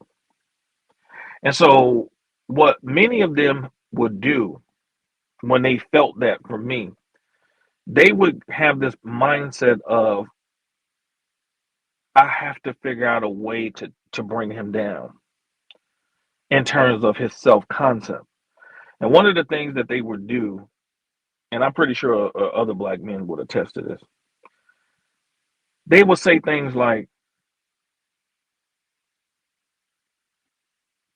I would say you're handsome, but I don't want you to think you're all that. I don't want you to get the big head. Comments like that. And when you're younger, a lot of times you'll probably just laugh it off. She's just being funny. No, she's not being funny. First of all, she's intimidated by you. Number one. But number two, to in order for her to get you, because most of the time that female does not deserve you.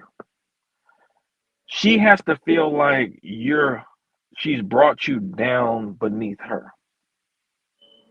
And when you put females like that on a pedestal, that's what you're doing.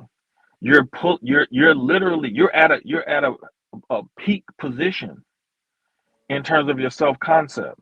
Because I always tell people all the time, your self-esteem and your confidence is most needed when you're at your lowest point.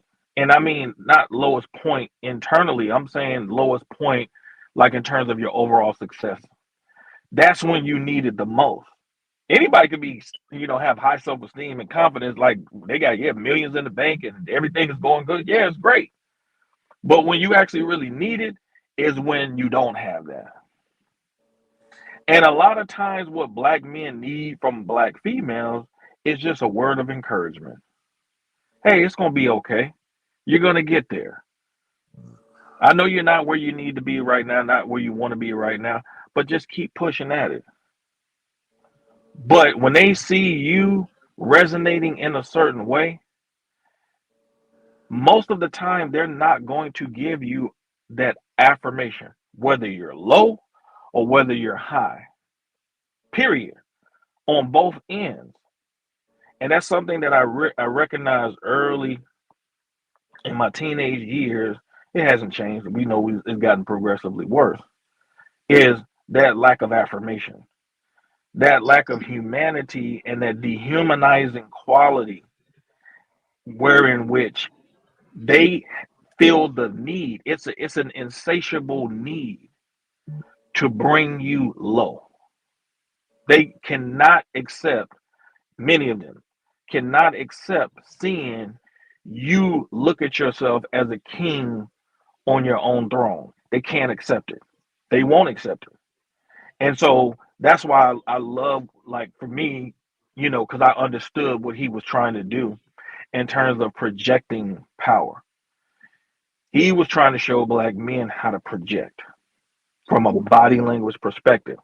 And his show was showing how even in which a man was projecting that, man, they still had a problem with that because they just could not give him his just due on that level. And matter of Hey, fact, I just want to say he wasn't trying. He did it. He did. Now, if you caught it, you caught it. If you missed it, you missed it. But he did actually project the power. He wasn't just trying. He got the job done. He did exactly what he should have did in a lot of areas when he was presenting on his show. So he did project the power, and Right. which is why the women had such a nasty reaction. Jay, hold on to what you're thinking. And I'm going to say, y'all, Rael is correct. This stuff been going on for a long time.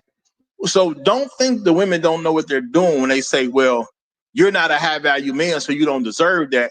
That's the same thing she did in the playground. This is a different version of it. Exactly. Okay? Exactly. Different version. Go ahead, Jado. No, I was just saying I agree with Rael 100%. And I think a lot, I mean, I know a lot of these women that in their head, they have ideas. They like the idea of a high value man. They like the idea of, I guess the status it would bring to them. But I think a lot of those women that called up, I've watched quite a few hours of the show when it was playing. But I think their motivating factor was exactly what Rael just spoke. I think a lot of them they had no intention of really like getting taught by Kevin or maybe getting plugged into a high value man. They just wanted to bring him down a notch, and that was their primary motivating factor, and get some eyes on them, so to speak. Well, let me say this: if you look at black social media, if we want to be real, this goes on all over the place. There's plenty of brothers with a platform that people come on, and I'm not gonna say it's just women. A lot of us still think in white supremacist ways, and your entire goal is to make that man look bad. That's why you showed up in the first place. I'm not just talking about people on the panel. I ain't just talking about people going on shows. Even people in comment sections. You see daily, if you just look, the average goal for a lot of folks is simply to bring a black man down. This is just a new form. Social media is newer, and it's not like 20 years old yet. It's just newer. Well, maybe it's 20 years old now. Yeah, it's 20 years old now. But this is just a newer way of, I'm going to bring a black man down. It goes on all over the place. It wasn't just with him. It happens at a lot of other things. It's not necessarily what he was doing. It just happens in general. And this is what we need to start paying attention to ourselves about. Real talk. So I'm just bringing up the Kevin Samuels problem so y'all would know and understand wholeheartedly when you see people saying, well, you don't deserve a decent woman because you're not a high value man. That's just a little bit easier for y'all to see. But if you start seeing what's easy, you'll probably start seeing the other versions of it too. To real talk, Roger, when your whole, you remember on the part of on your intro, Remember the excerpt you got of the lady saying, "I tried to call in the Roger Report, but it." That's what she was trying to do. Like, but she said she realized now that boy too hot. That boy too hot with it, boy. I couldn't take it. I gotta be fair. I gotta be fair. That was one of my friends joking at that particular time, making fun of stuff. But she was joking at that particular moment. But we clipped it anyway, okay, because we thought it was good. All right. But that was her making fun of other people who did that. Okay. But Roger, one thing. I just want to tell brothers all over. It doesn't matter because you can get a man that the woman can tell you she wants a tailor-made man, and you can get it for her. Whatever height she wants, whatever skin color, tone, muscle mass, all of that, and she still will disrespect that man in front of her friends and want to put him down, and then after she does that, she might want to talk to him. But she has that kind of, it's just like he was saying before, they have that, they got to put the motherfucker, they got to put the brother down. Explain that real quick. Thank you, brother. Yeah, I was just going to say, Inspired Truth Broadcasting came up, y'all. So let me let him get a hot little intro real quick. You got it, my brother. How you doing? Doing well. Hope you all are doing good in the chat. I hope you're doing well, Raj, as well. Hope I'm coming in loud and clear too, also. Yes, you are. All right. Okay, let me go and do this. All right, so I kind of say this and hit this nail over and over and over again, that we focus a whole lot on like money, on finances, and we need to kind of take a little zoom back, a little step back. Money, as I say over and over again, it's a proxy for perceived social value. Now, you have some different ways that you can get to that value. You have, actual physical force or dominance, and then you have prestige. A lot of what we see going on here, where the women will kind of put a man down, that's so that they can lower their relative prestige so that they can get a better deal in their individual mating strategy. So that individual mating strategy doesn't necessarily look so good for the collective of us brothers when we're already dealing with what we're dealing with in society. So when you're dealing with somebody that's trying to cut you down, you're dealing essentially with a selfish woman. And so when we are kind of like walking through the world and we're doing what we're doing, we're trying to put ourselves in the most respectful manner that we can so that we can get that prestige, and that prestige kind of goes back to our value. So beware of that is what I'm trying to say. Don't take that for like granted, like that's like something that you can just easily dismiss. Now, I did a show yesterday talking about women and what they want out of a man and all that type of stuff and their quote unquote standards. Understand, you're dealing with a woman with no standards in the first place. You ain't got to have value to get a woman with no standards. When you think about those two concepts, they make no sense. Literally why I did that show yesterday, because I knew I was doing this show today. Let's not worry about what don't need to be worried about. Put her in the proper position. Her proper position is having concern, can she make your standard? That's her proper position. Now, if she say, well, I don't like this dude and I don't want to make his standard, hey, you don't exist to me anymore. Okay? And maybe I'll do that as a whole show, but y'all got to stop letting women exist to y'all. If she say you don't matter, tell me I don't matter and see how quickly you don't exist to me anymore. Because that's what I do. You don't even exist to me anymore. That's real talk. I ain't got time to look at you. I ain't got time to think about you. You are not my concern. If I don't matter to you, how you gonna matter to me? It's not gonna happen. Now, the thing is, you ain't got standards in the first place. So I know for us to work out, you have to be willing to reach my standard. Black men's main problem is they trying to reach a woman's standard who has none in the first place instead of trying to make a woman reach his. That is a recipe for chaos. Go ahead. Well, yeah. On top of that, like a lot of this stuff is surrounded around doing the least possible, trying to do nothing. That's why they try to kind of like bring a man's prestige down so they can give less. It's about being a scammer, which is why you see like chicks with a bunch of scammers all the time. That's their level, actually. Like the whole thing here is about like getting some equal value back. It's not going to be the same thing. Like a man doesn't want the same thing that a woman wants. A woman doesn't want the same thing that a man wants. But you, at least having that reciprocity is what needs to occur. If she Well, likes you, she will come up to your standard. If she likes you, she will do whatever you want her to do. If she likes you, and that's It, yeah, that brings me back to like that comment I said in the chat. There was, like y'all brought up a good point there. Like, okay, all these base level things that we're talking about, that's these base level things aren't qualifying you for a value man. These base level things are just to get you on a team. You need to know how to dribble if you want to play basketball, but knowing how to dribble doesn't qualify you for being in the NBA. Absolutely. Absolutely. And the That was stuff deep I right said there. was, yeah. These basic things, this is just to play ball. That's all it is. It's just to play ball. This ain't saying you're gonna be semi-pro, pro, none. It ain't saying you good enough for the high school team.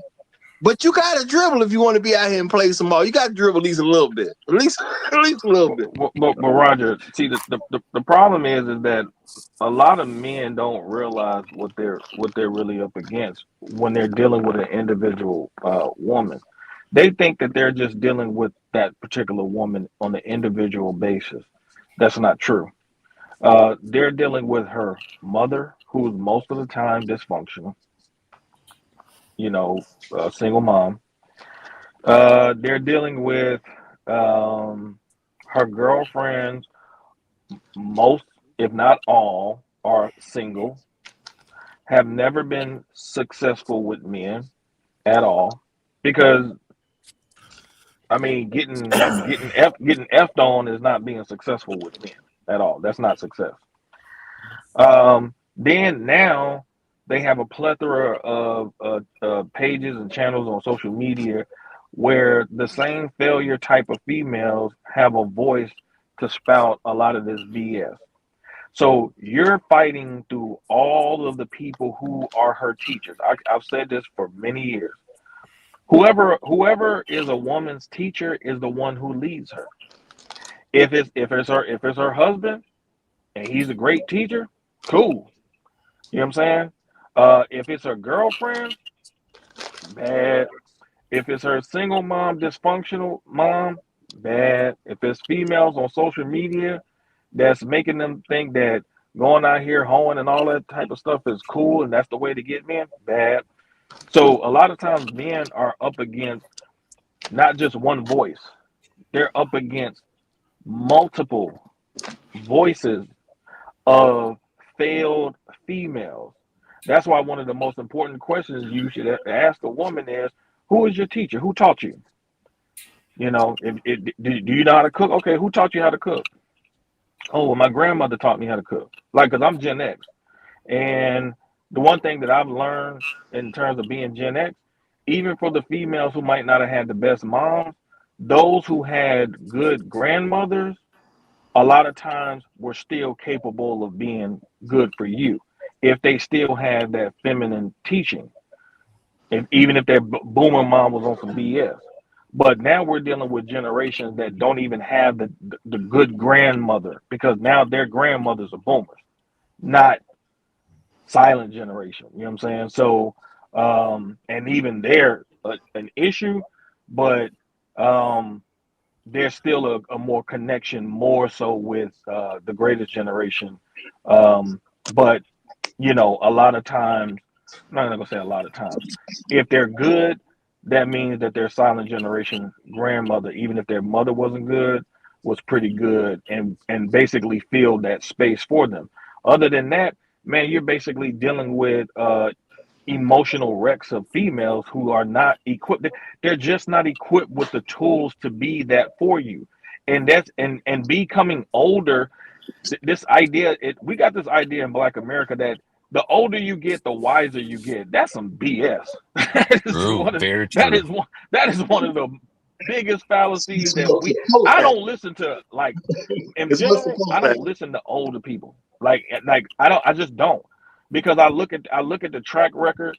I look at the decision that I made not listening to even older people in my family. My track record speaks for itself. I've been more successful doing it my way than their way. So I don't really subscribe to that. You know what I'm saying? Mentality, and I think it's, unfortunately for us men, those of us who are successful as black men, especially Gen X and on and beyond, it's typically because we forged our own path, and we got away from that mentality that existed. Whereas a lot of times the females that's Gen X and beyond, they're still listening to the broken women of their families, and that's why they gravitate to broken females out here on social media as well. All right, Yeah, let me the thing. say it real quick, y'all, because I got a new guest and I got to give him the mic. When it comes to women, I really don't pay attention to nothing they got to say, especially in the context of a relationship, unless they've been talking with women who have been married for 30 years or more. Now, I know some people may say 30, that's kind of long. No, it ain't for real. You know what I'm saying? I need to know your marriage is for real. Is it serious? Are y'all actually planning on staying together? When you meet somebody who's been married for 30 years, they not looking to get divorced. Those are people who looking to stay till somebody dies. When anything below 30, I don't know what you're doing yet. Okay. Now I got respect for people who are in marriages that haven't quite made 30 yet. Chef Mike is one of them. A lot of respect for him. You know what I'm saying? If his wife want to start teaching women, I would say, hey, once she hit 30, she can come say whatever she want to say, because I know she for real. You see what I'm saying? But there's people who get in marriages that be 10 years, 15 years sometimes, 17, 18. Cool. I'm not saying it's bad. But 30 is something where I know you're trying to spend, a good amount of time together. I just talked to a lady 2 days ago. She's been married for 62 years. Okay. I talked to older people who've been married a long time, y'all. The longest marriage I know of, the one couple I was talking to, been together for 68 years. That if I need some advice, I'm going to people who doing it for real. Exactly. That's all I'm saying. I'm going to people who doing it for real. Now men, I'm cool with, because men can say what they want because they're the main thing, and the woman is supposed to make some type of adjustment to what the man wants. But a woman just talking, well, I need to know who you've been talking to beforehand. If you ain't talking to women who've been married at least 30 years, I don't really think you should talk that much. And that's just real talk. I'm being for real on that one. If you ain't associating with women who've been married for 30 plus years, you probably need to pipe down. But let me get the floor to my main man. I love Blacktail. You got it, my brother. Well, salute to you, brother Roger. Shout out to you on the panel. And as I hear you brothers talk, I do hear a lot of good information. But I think what the biggest thing is that's missing is that either we don't understand what blacktail is, or we refuse to pull the veil off of what black coochie really is. Because we gotta look at the assumption.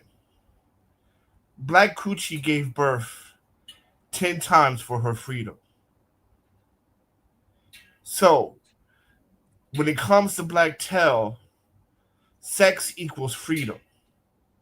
Epigenetic. Shout out to protagonist. Oos to the Tijuana hookers.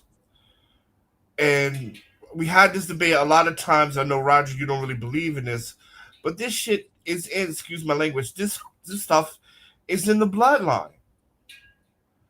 So when we talk about women of old has had babies or niggas and said, hey, this is your kid.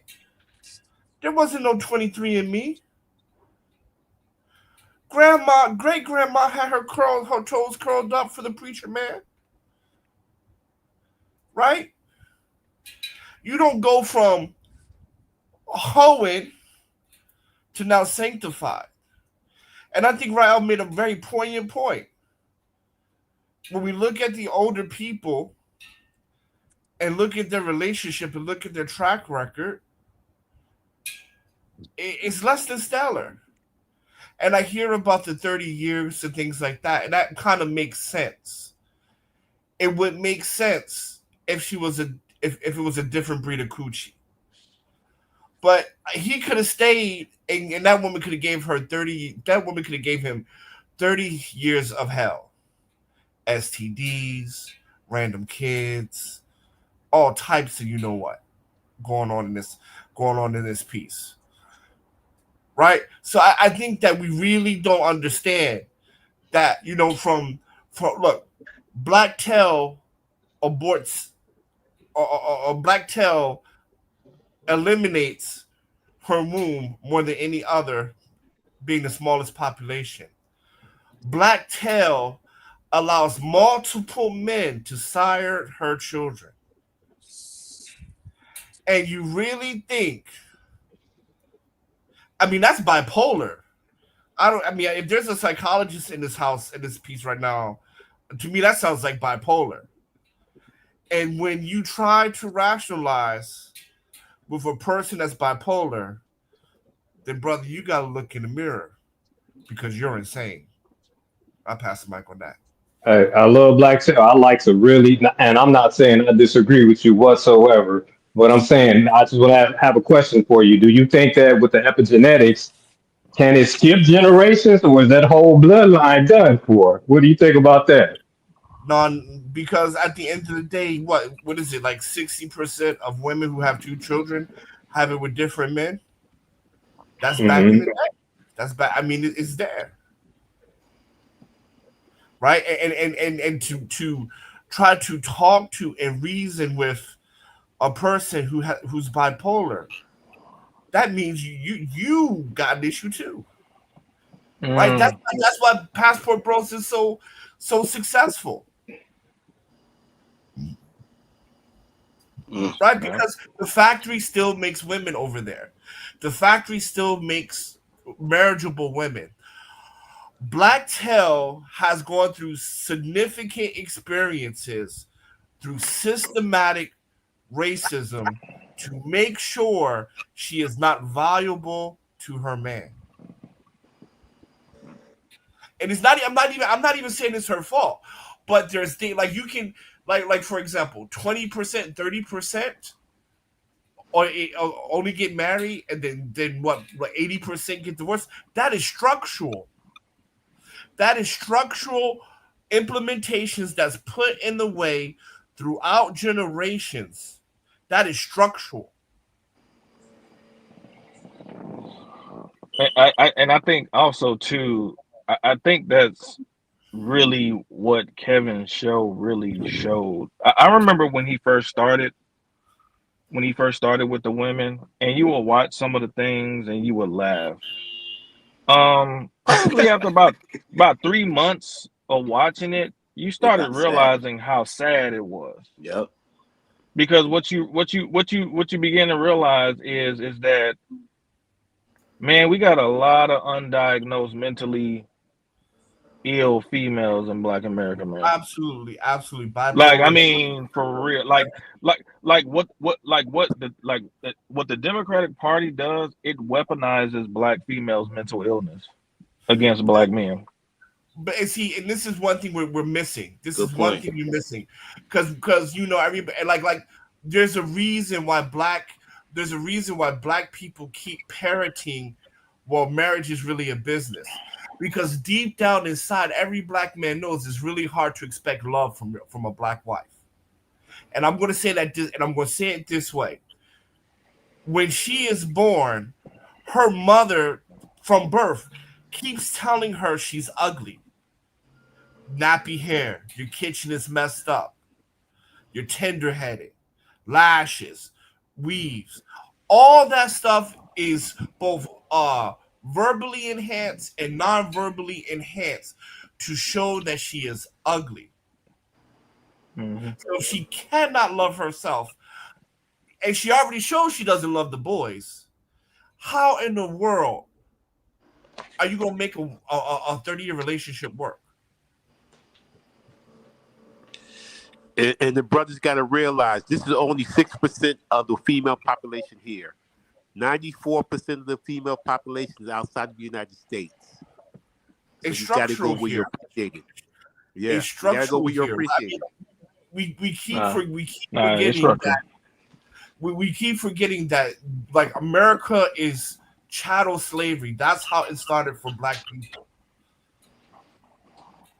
And we're the only group of history of slaves that have never left the land of they were enslaved.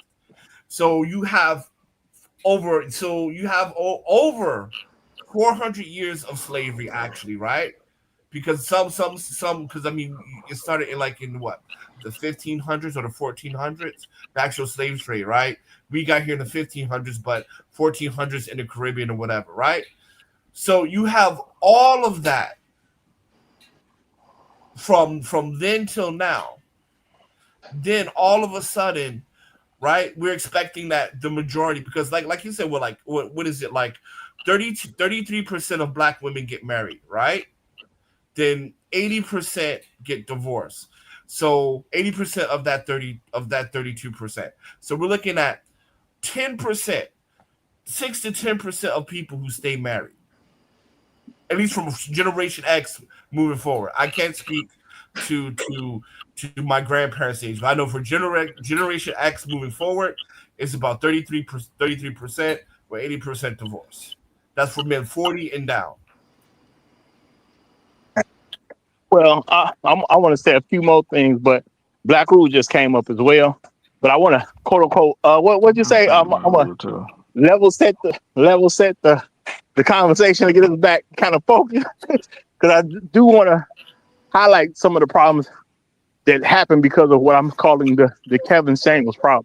Because there's plenty of people have interest to use stuff against black men, even if it was presented as something positive. So there's going to be a lot put on us. And a lot of these younger men have already bought into it because I see them. I see men say, I need to do X, Y, and Z and get X, Y, and Z so I can go out with a woman. They already buying into it. Yeah. And, and I know this is going to be a bigger problem if ain't nobody going to speak against it. But I'm going to go ahead and let Black Rule have the floor since he's here. You got it, my brother. And I'll chime in later. He just dropped off. Oh, okay, well, maybe he having a connection issue or something, but these are things that we got to take serious as men, and we cannot let younger men, especially, but not even the older guys, somebody your own age, buy into these dumb concepts. Because there are a lot. I mean, I ain't gonna say no name, but I know people who came to my show saying a bunch of dumb stuff because they think you got to be a high value man to get a respectable woman. Nope. That ain't how they said it, but when you start talking about, well, you gotta have money, you gotta have this, you gotta have that, that's you done drunk the Kool-Aid already. That's evidence you drunk the Kool-Aid. Bro, you ain't getting hired than Obama as a black man. And we see how Michelle works. Hey, bro, go ahead. No, I'm saying no. I'm just agreeing with him because that's it. That shows every black man you could be whatever you could do whatever they say they want you to do and still not get disrespected. I mean, just get disrespected. So I mean, it's for you to live your life and find somebody who's going to respect you, because some of these sisters, no matter what you do, how you look, whatever, they just about the disrespect. That's just what they're about. Let me say this. Let's be clear, because again, I think that a lot of times the standard for men has been exchanged for what women are supposed to represent. So chastity was supposed to be something that was the default setting for women. Okay. Being sexually liberated, that is some new age type BS. Okay. I was an English major as an undergrad, and let me tell you, we read a lot of stories from the Victorian period in which, and this was mainly concerning like white females. If you was out there what happened to you, and this was a signifier of you being uncovered and being in places where you were not supposed to be. So this is white people writing. You either got sexually assaulted or you experienced death. It was such a social you basically was a social pariah as a woman when you were not connected to a man, whether he was your father or whether he was your husband. There was no in between. There was no such thing as boyfriend and girlfriend. It was Right. not that. The Okay. Scarlet Letter. The Scarlet So Letter. so so let's be clear. The standard for a female was you didn't get easy access to their womb. Okay. That is some new age stuff. Now that they're sexually liberated, now that they have so-called control over their bodies, have women shown themselves to be very responsible with the control over their own body in terms of autonomy? No, absolutely not. And as far as I'm concerned, I wouldn't care if it was a daughter of mine. If I raise you to be a proper woman, to not get effed on, to value your body and all of that, and you decide to go out there and do the opposite, which will reflect poorly on me as a father, if you decide to go against that, I will disown your ass and you will never come back to my home. I wouldn't care if you got pregnant. Your children ain't allowed to come home to my home. That's how serious. Hold on. That's how serious it is, because a lot of times when we have these conversations, the first thing out of a black female's mouth is what about the men? And two people need to make. I don't care. We know biologically how children are made. But when it comes to the social standard, women had a certain rule set that applied to them because they were not expected to be out here being temptresses towards men from a sexual perspective. Most females out here dress like prostitutes. They do not dress like traditional women. So don't come out here talking about, oh, well, it takes two people to have a child and all this type of stuff, because in any other society, y'all will be considered whores as a general rule, and you will not be respected. You will not be given the respect of the females who chose to keep their legs closed and reflect favorably upon their family in which they come from, because not only does your sexual behavior reflect poorly upon you as a woman, but it reflects poorly upon your family, including other women in your family who want to get married too. There will be people that will tell other groups of people in the world, if one female come out of that family on some single mom type stuff, don't mess with any of the females from that family. And now you done ruined the opportunity for your sisters or the female cousins or other women in your family to get married because they are attaching your behavior to the rest of the women in your own family. Well, I'm gonna have to push back a little bit, because I think, well, I don't want to use sexually liberated, because I don't think that's the right word. But I think black women, even back in the time of slavery, they had to have sex for various reasons, either forced and unwilling, and there has always been single moms for whatever reasons. Either it was the master's baby or whatever, right? I think that uh I don't think black women ever came to the altar, or rarely came to the altar pure. I think they've like there hasn't been a time when they haven't been. I don't want to say sexual, because that's really the wrong word, but I don't think being a virgin, or even possibly being a virgin before marriage, was probably even possible back then. Oh, up until now, I don't think that ever is a thing. I have to push back on that. Well, I my don't thing know what is, the wording is, but I'm saying overall in terms of society in general, though. yeah, I'm but talking, but slavery is a compared yeah, to world history. Slavery is a short period of time. yeah, but We're talking about the norm. We're talking yeah, about the norm. but that's not norm of FBAs. It's just not the norm. It's not the norm of slavery. It's not the norm of Reconstruction. It's just not the norm of Jim Crow, and it's not the norm today, right? Because again, it all structure all plays a part, right? Promiscuity all plays a part, because in our world, promiscuity is just part of being a normal woman for whatever reasons. And I And don't that's want to and say that's but that's a I don't problem want though. I'm not That's saying a it problem. isn't. I'm not saying it isn't, but again, it just goes to things that happen to us, like Do either you do through you do you trauma. want to marry a woman that's promiscuous? Well, I don't. You don't marry women from America for I'm saying, but multiple. I don't care where she's from. Do you want to marry a woman that's promiscuous? Well, What don't obviously matter the not. culture? Obviously not. Okay, But all right. Well, but again, there's systems that are structurally in place to make sure that she's promiscuous. ain't no system in no. They are free. That's what they said. They are free. They have body autonomy. It's my body, my choice, right? Yeah. But I mean, All right then. So ain't no hold on, system in place making them be a hoe. hold on. But I mean, but they don't. I mean, most people, right, are not really astute on really what happened during slavery, Jim Crow, Reconstruction, right? They're just saying whatever the new jargon or the brochure word is today, just to be a part of the group. But I mean, hot sauce. so We had a certain. We had a certain. thing. I hold on.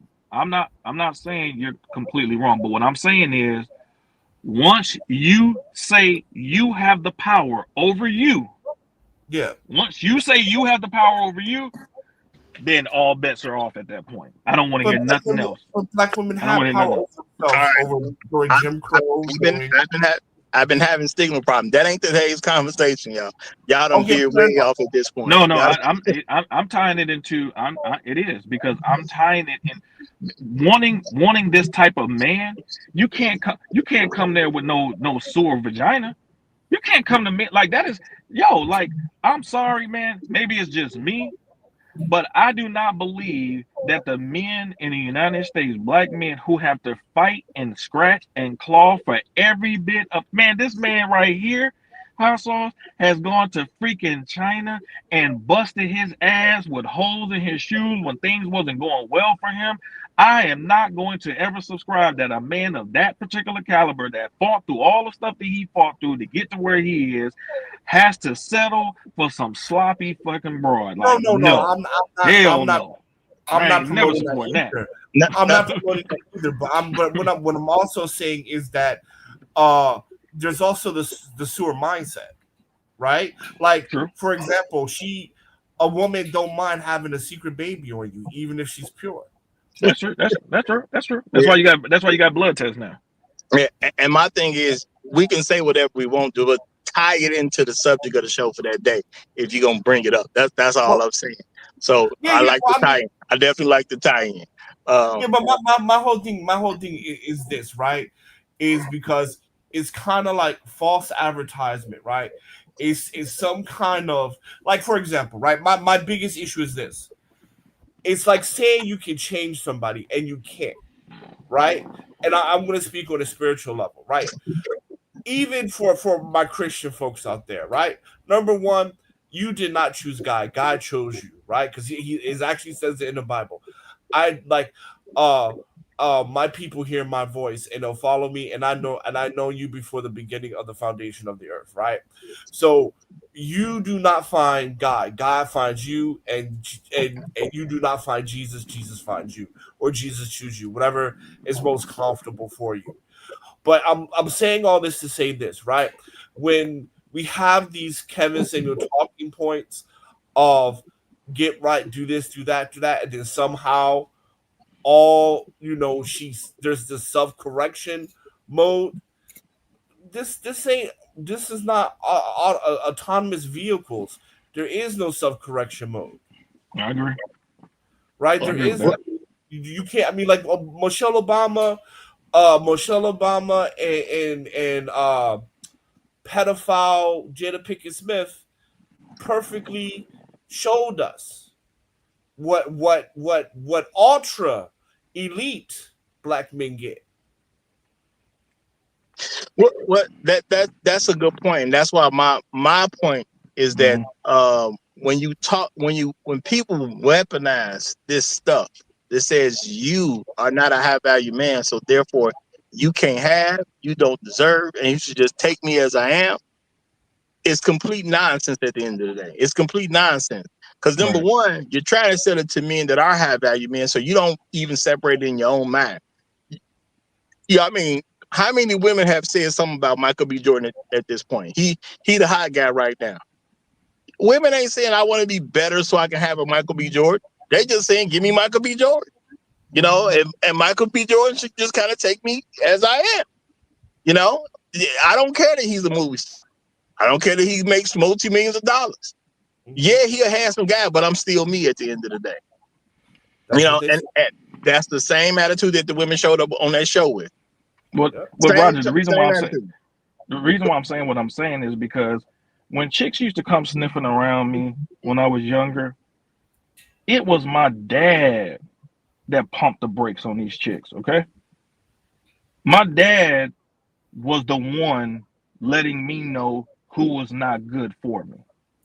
My pops, okay? So at a certain point, we got to have a mentality of this is beyond.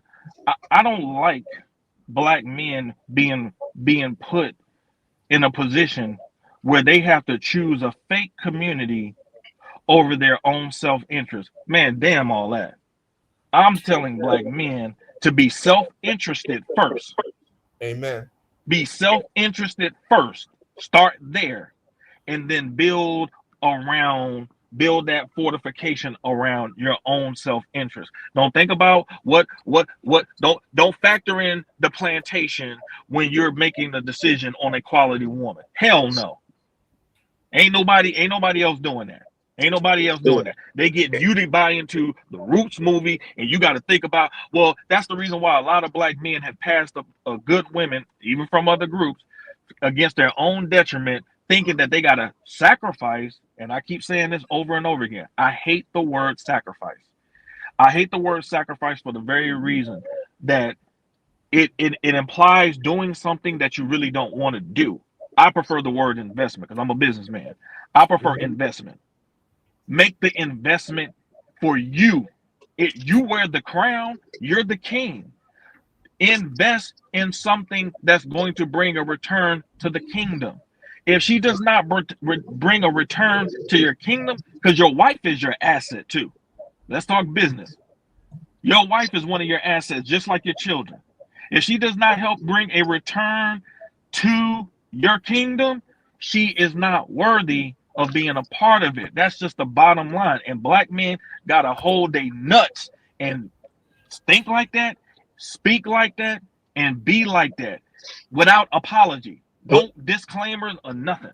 But that's why the Kevin Samuels problem is so powerful. You took a man who associated with the high value man.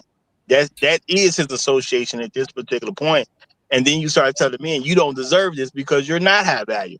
There's power in those words. That's why you have men fighting so they can quote unquote impress a woman and prove that he's good enough for her. Because if you actually see the community the proper way, black women ain't even a part of your community. They married to another respectable, productive black man that is functional, that believe in black men's leadership. So if you truly understood community, a lot of people that we say that we shouldn't be in community with, automatically they're not even in it. I don't see no random baby mama as part of my community. No. You know what I'm saying? That it don't even come in my mind. No, absolutely well, not. Kevin Samuels, the thing with Kevin Samuels, he kind of promoted and preached that kind of nuevo rich, like nigger, like, forgive my wording, but nigger rich kind of promotion, right? You got new money, you got this brand new life, and you can bring her into this lifestyle. So now all of a sudden she's going to behave. Now she might behave for a minute or two, but at the end of the day, he wasn't really preaching like community, because if we're really talking about community, we're talking like Frederick Douglass. Invest in the young, right? Invest in the young. Invest in boys doing whatever they need to do to be good, upstanding community men, and then also invest in girls who will be the future wives for them to improve the community. And that whole thing of you need to be a high value man for a woman to act right, that is low key. There's two things. That is low key prostitution behavior, and that is low key slave talk. Because I'm black, I need to be more to get basic human being relationship rights. Yeah. Right?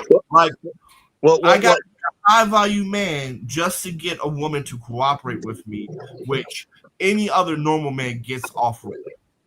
Okay, now my thing is, I'm not saying Kevin Samuels promoted the Kevin Samuels problem. It was the people who started using his talking points. Okay, in a Fred. So wrong. I'll take his name out.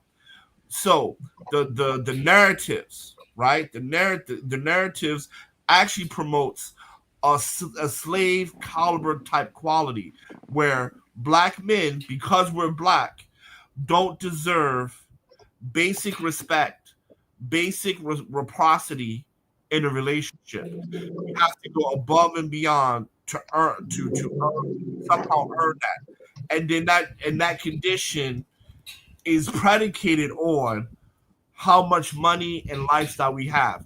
So in essence, she's a prostitute. No, I'm not disagreeing with the stuff you're saying right now. I just want to make it clear. Kevin is not where I'm saying the Kevin Samuels problem coming from. But not you. I'm just saying for audience sake. I'm not saying that Kevin did.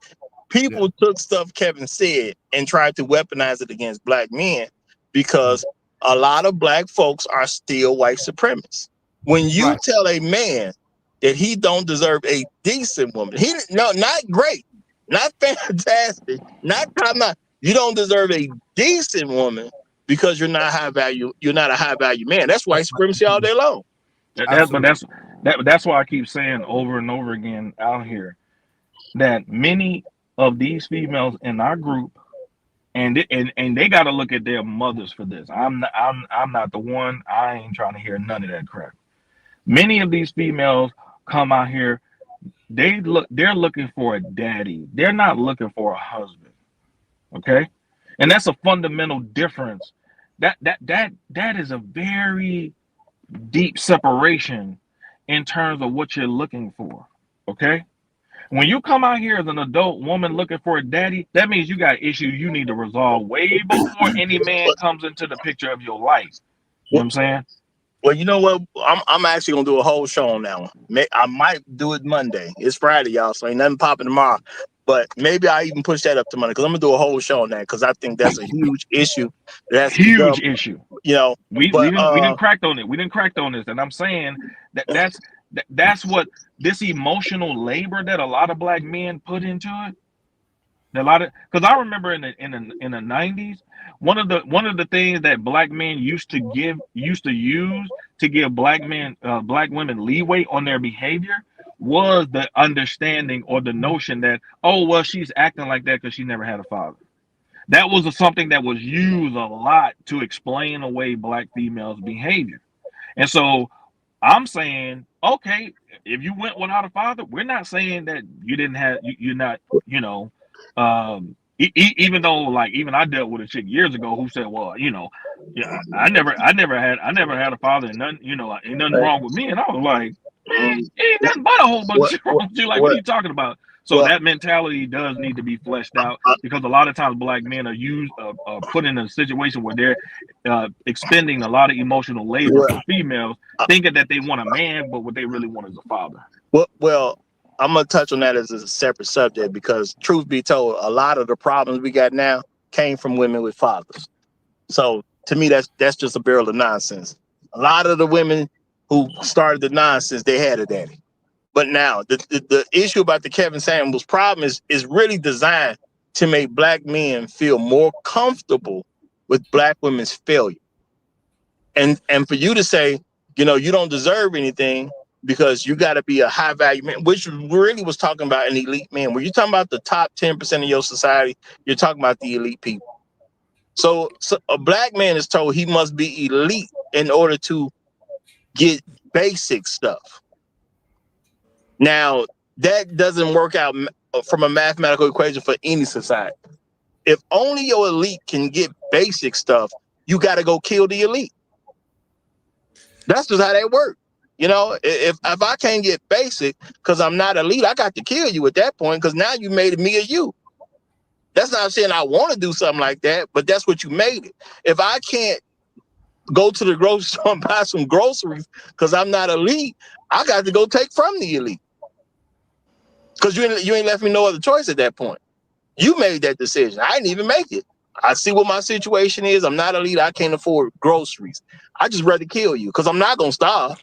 That's not gonna ever even be on the table. I'm not starving, so I gotta take yours.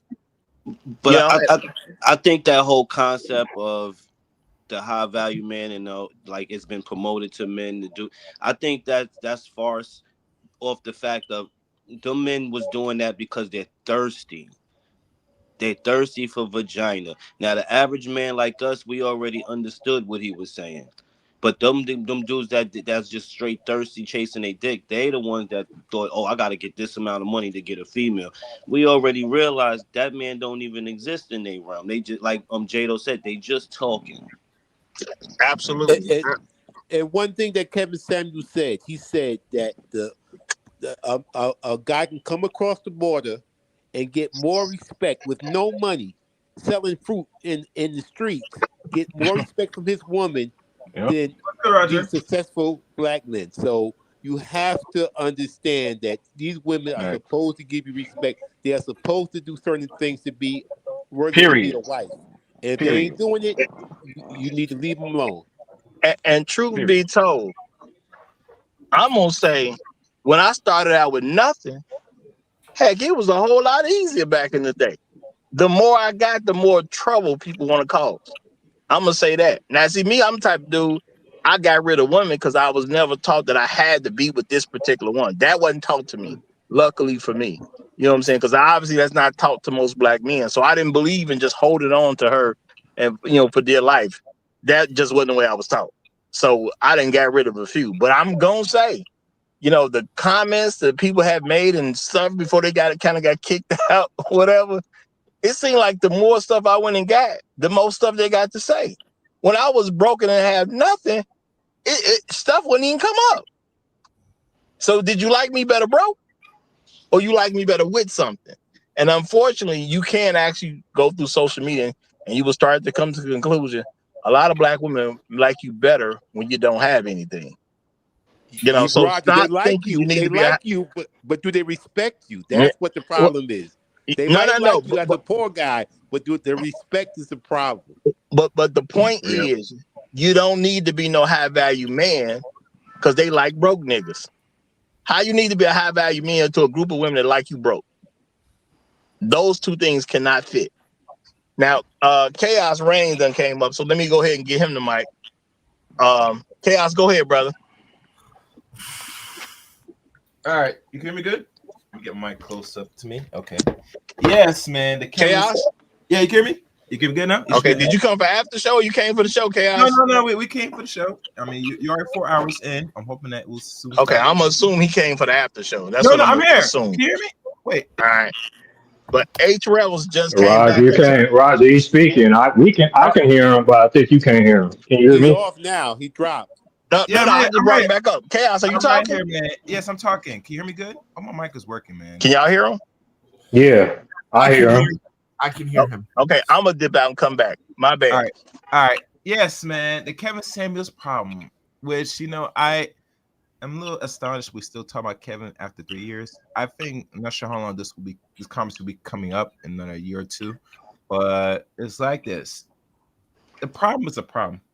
And black people, depending on where we at, either we're gonna solve problems or we're gonna keep dealing with more problems. Kevin's not the problem for black society. Black people are their own problem if they want to solve their own problems. What he did, he put a microscope, one on the men for the last couple of years, then put a bigger microscope on the women. And at the end of the day, people should look at the reflections of the time he was here. It shows that a good chunk of black Americans, generally, we don't want no type of correction of what we're doing, period. That's one thing that should be learned overall. The dudes that got a problem with just dressing appropriate age was a big problem. I know certain content creators did not when Kevin came on talking about saying dress in suit and dress less and all the stuff. They had a problem with it. I was there. I listened to that part briefly, not much. And then obviously Kevin said on his own either IG or whatever, he said if he would have changed his direction from focus on men and women, he'd be a millionaire. And the reason why, because what he has to bring on the table will go much further and get more better results. And that's one thing that people did not really pay attention personally.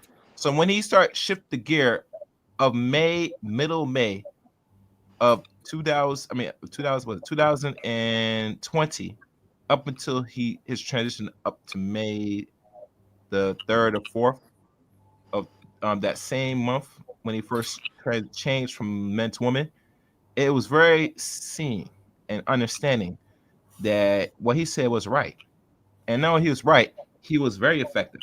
And we all know when you're an effective person, especially a black man, you're very much dangerous. And the danger is that people are going to shut you out, delete you, or some worse. You get me? It depending how well you're effective in regards to changing the mindset of certain people. You get me? And not all women got it, because most women are hard-headed and ignorant, but most people did. And those that made the corrections got the results. The ones that don't, they stayed in the same little box they were a year ago, 2 years ago, even to now. To some women now, I heard on was it TikTok, how when she was on Kevin's channel, she still has not got it, and she got older since she was on his podcast, and still got no results. Thinking that men that have certain value is going to take her on and take her off the market, and her result speaks for itself. She didn't get those results. So that's one thing like women don't like, but come to grips with. Yeah. So overall, like I said, the Kevin's not the problem. Is people willing not to do what's necessary to get the results. And everything if you do things correctly, you still not get the results. But at the end of the day, you do it for your own preservation, your own better projections of outcomes. That's why you do the change differently, because you have to change one way or the other. Doing the same thing over and is considered insanity, and you get the same results. So those who that are in the comfortable box, they stay in the box and they stay where it is. A lot of women don't get that. The more you're out here, out in these streets, on the carousel, riding that cock, as long as you can, and hope one day there's gonna be a sucker or simp that got his itch together is gonna come save your ass. You're sadly mistaken, bitch. Yeah. Watch the cursing. Watch the cursing. I know, but I said something. I know. Trust me, Roger. I do this. Yeah. That's why I keep the language for a limit after certain hours of the show. If they catch. No. I don't want it on here in general. You know what I'm saying? Because I want other people from other faiths and Christian people with Christian background. Okay, I get you. Okay. Reveals. Who's this? Oh, is that All right. So now this is the thing, y'all. The Kevin Samuel problem is women's defending. There's a defense mechanism women gonna put up. They're gonna defend themselves at the end of the day. Okay. I was in the gym working out. I'm showing you some high value muscles right there, Roger. See that? You been hitting the iron lately? Reveal. You been hitting the iron lately again? You see those high value muscles? See all of that?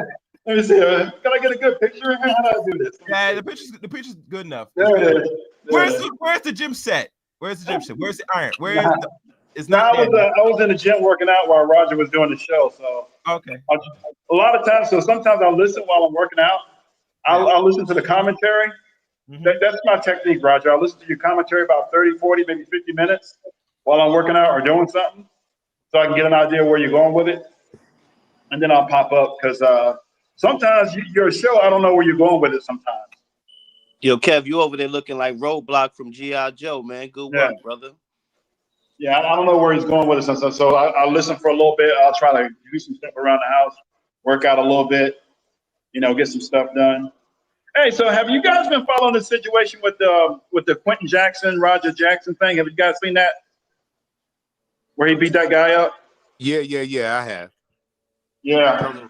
So what's your opinion on that? So far I've seen everybody fuck it up.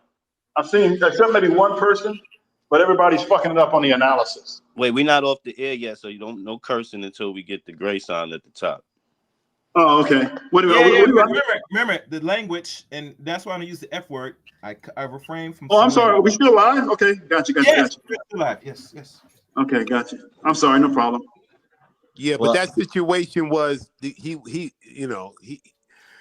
guy was already messed up. Guy already had some head issue, mental concussion, and he shouldn't have been out there wrestling.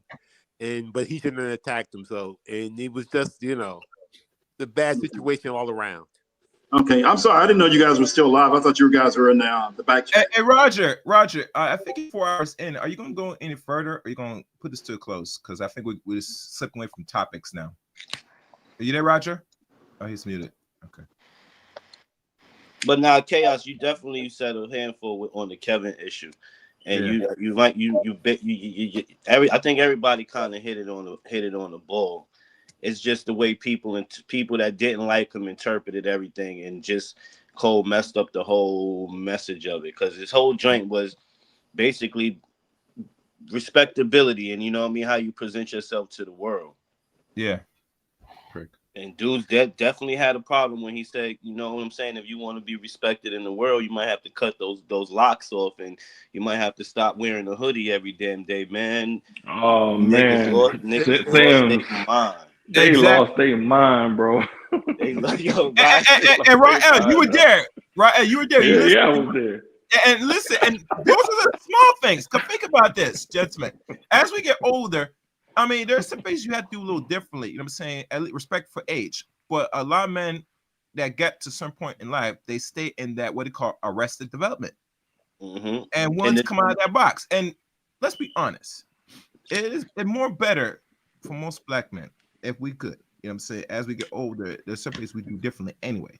You get me? Just for the respectability to people that will look. But hold on, K. Yeah. See, a lot of people are new here. They haven't been here as long as a lot of us have. Exactly. So they don't know the full range of the history. Okay. There were dudes who was against Kevin, man. Yeah.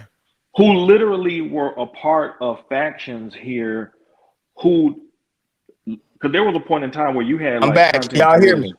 Yes. Yeah, we hear you. Yeah, we hear you. Hey, y'all, look, I don't know what's going on. I'm having some type of signal issue. So, unfortunately, whoever was talking, my apologies. We're bringing this to a close right now because I got signal issues, y'all. So, y'all have a good weekend. Long live the Habitual Line Steppers. I'm Roger. I'm right. And I'm out. Take care, guys. And have a good weekend. Bye-bye.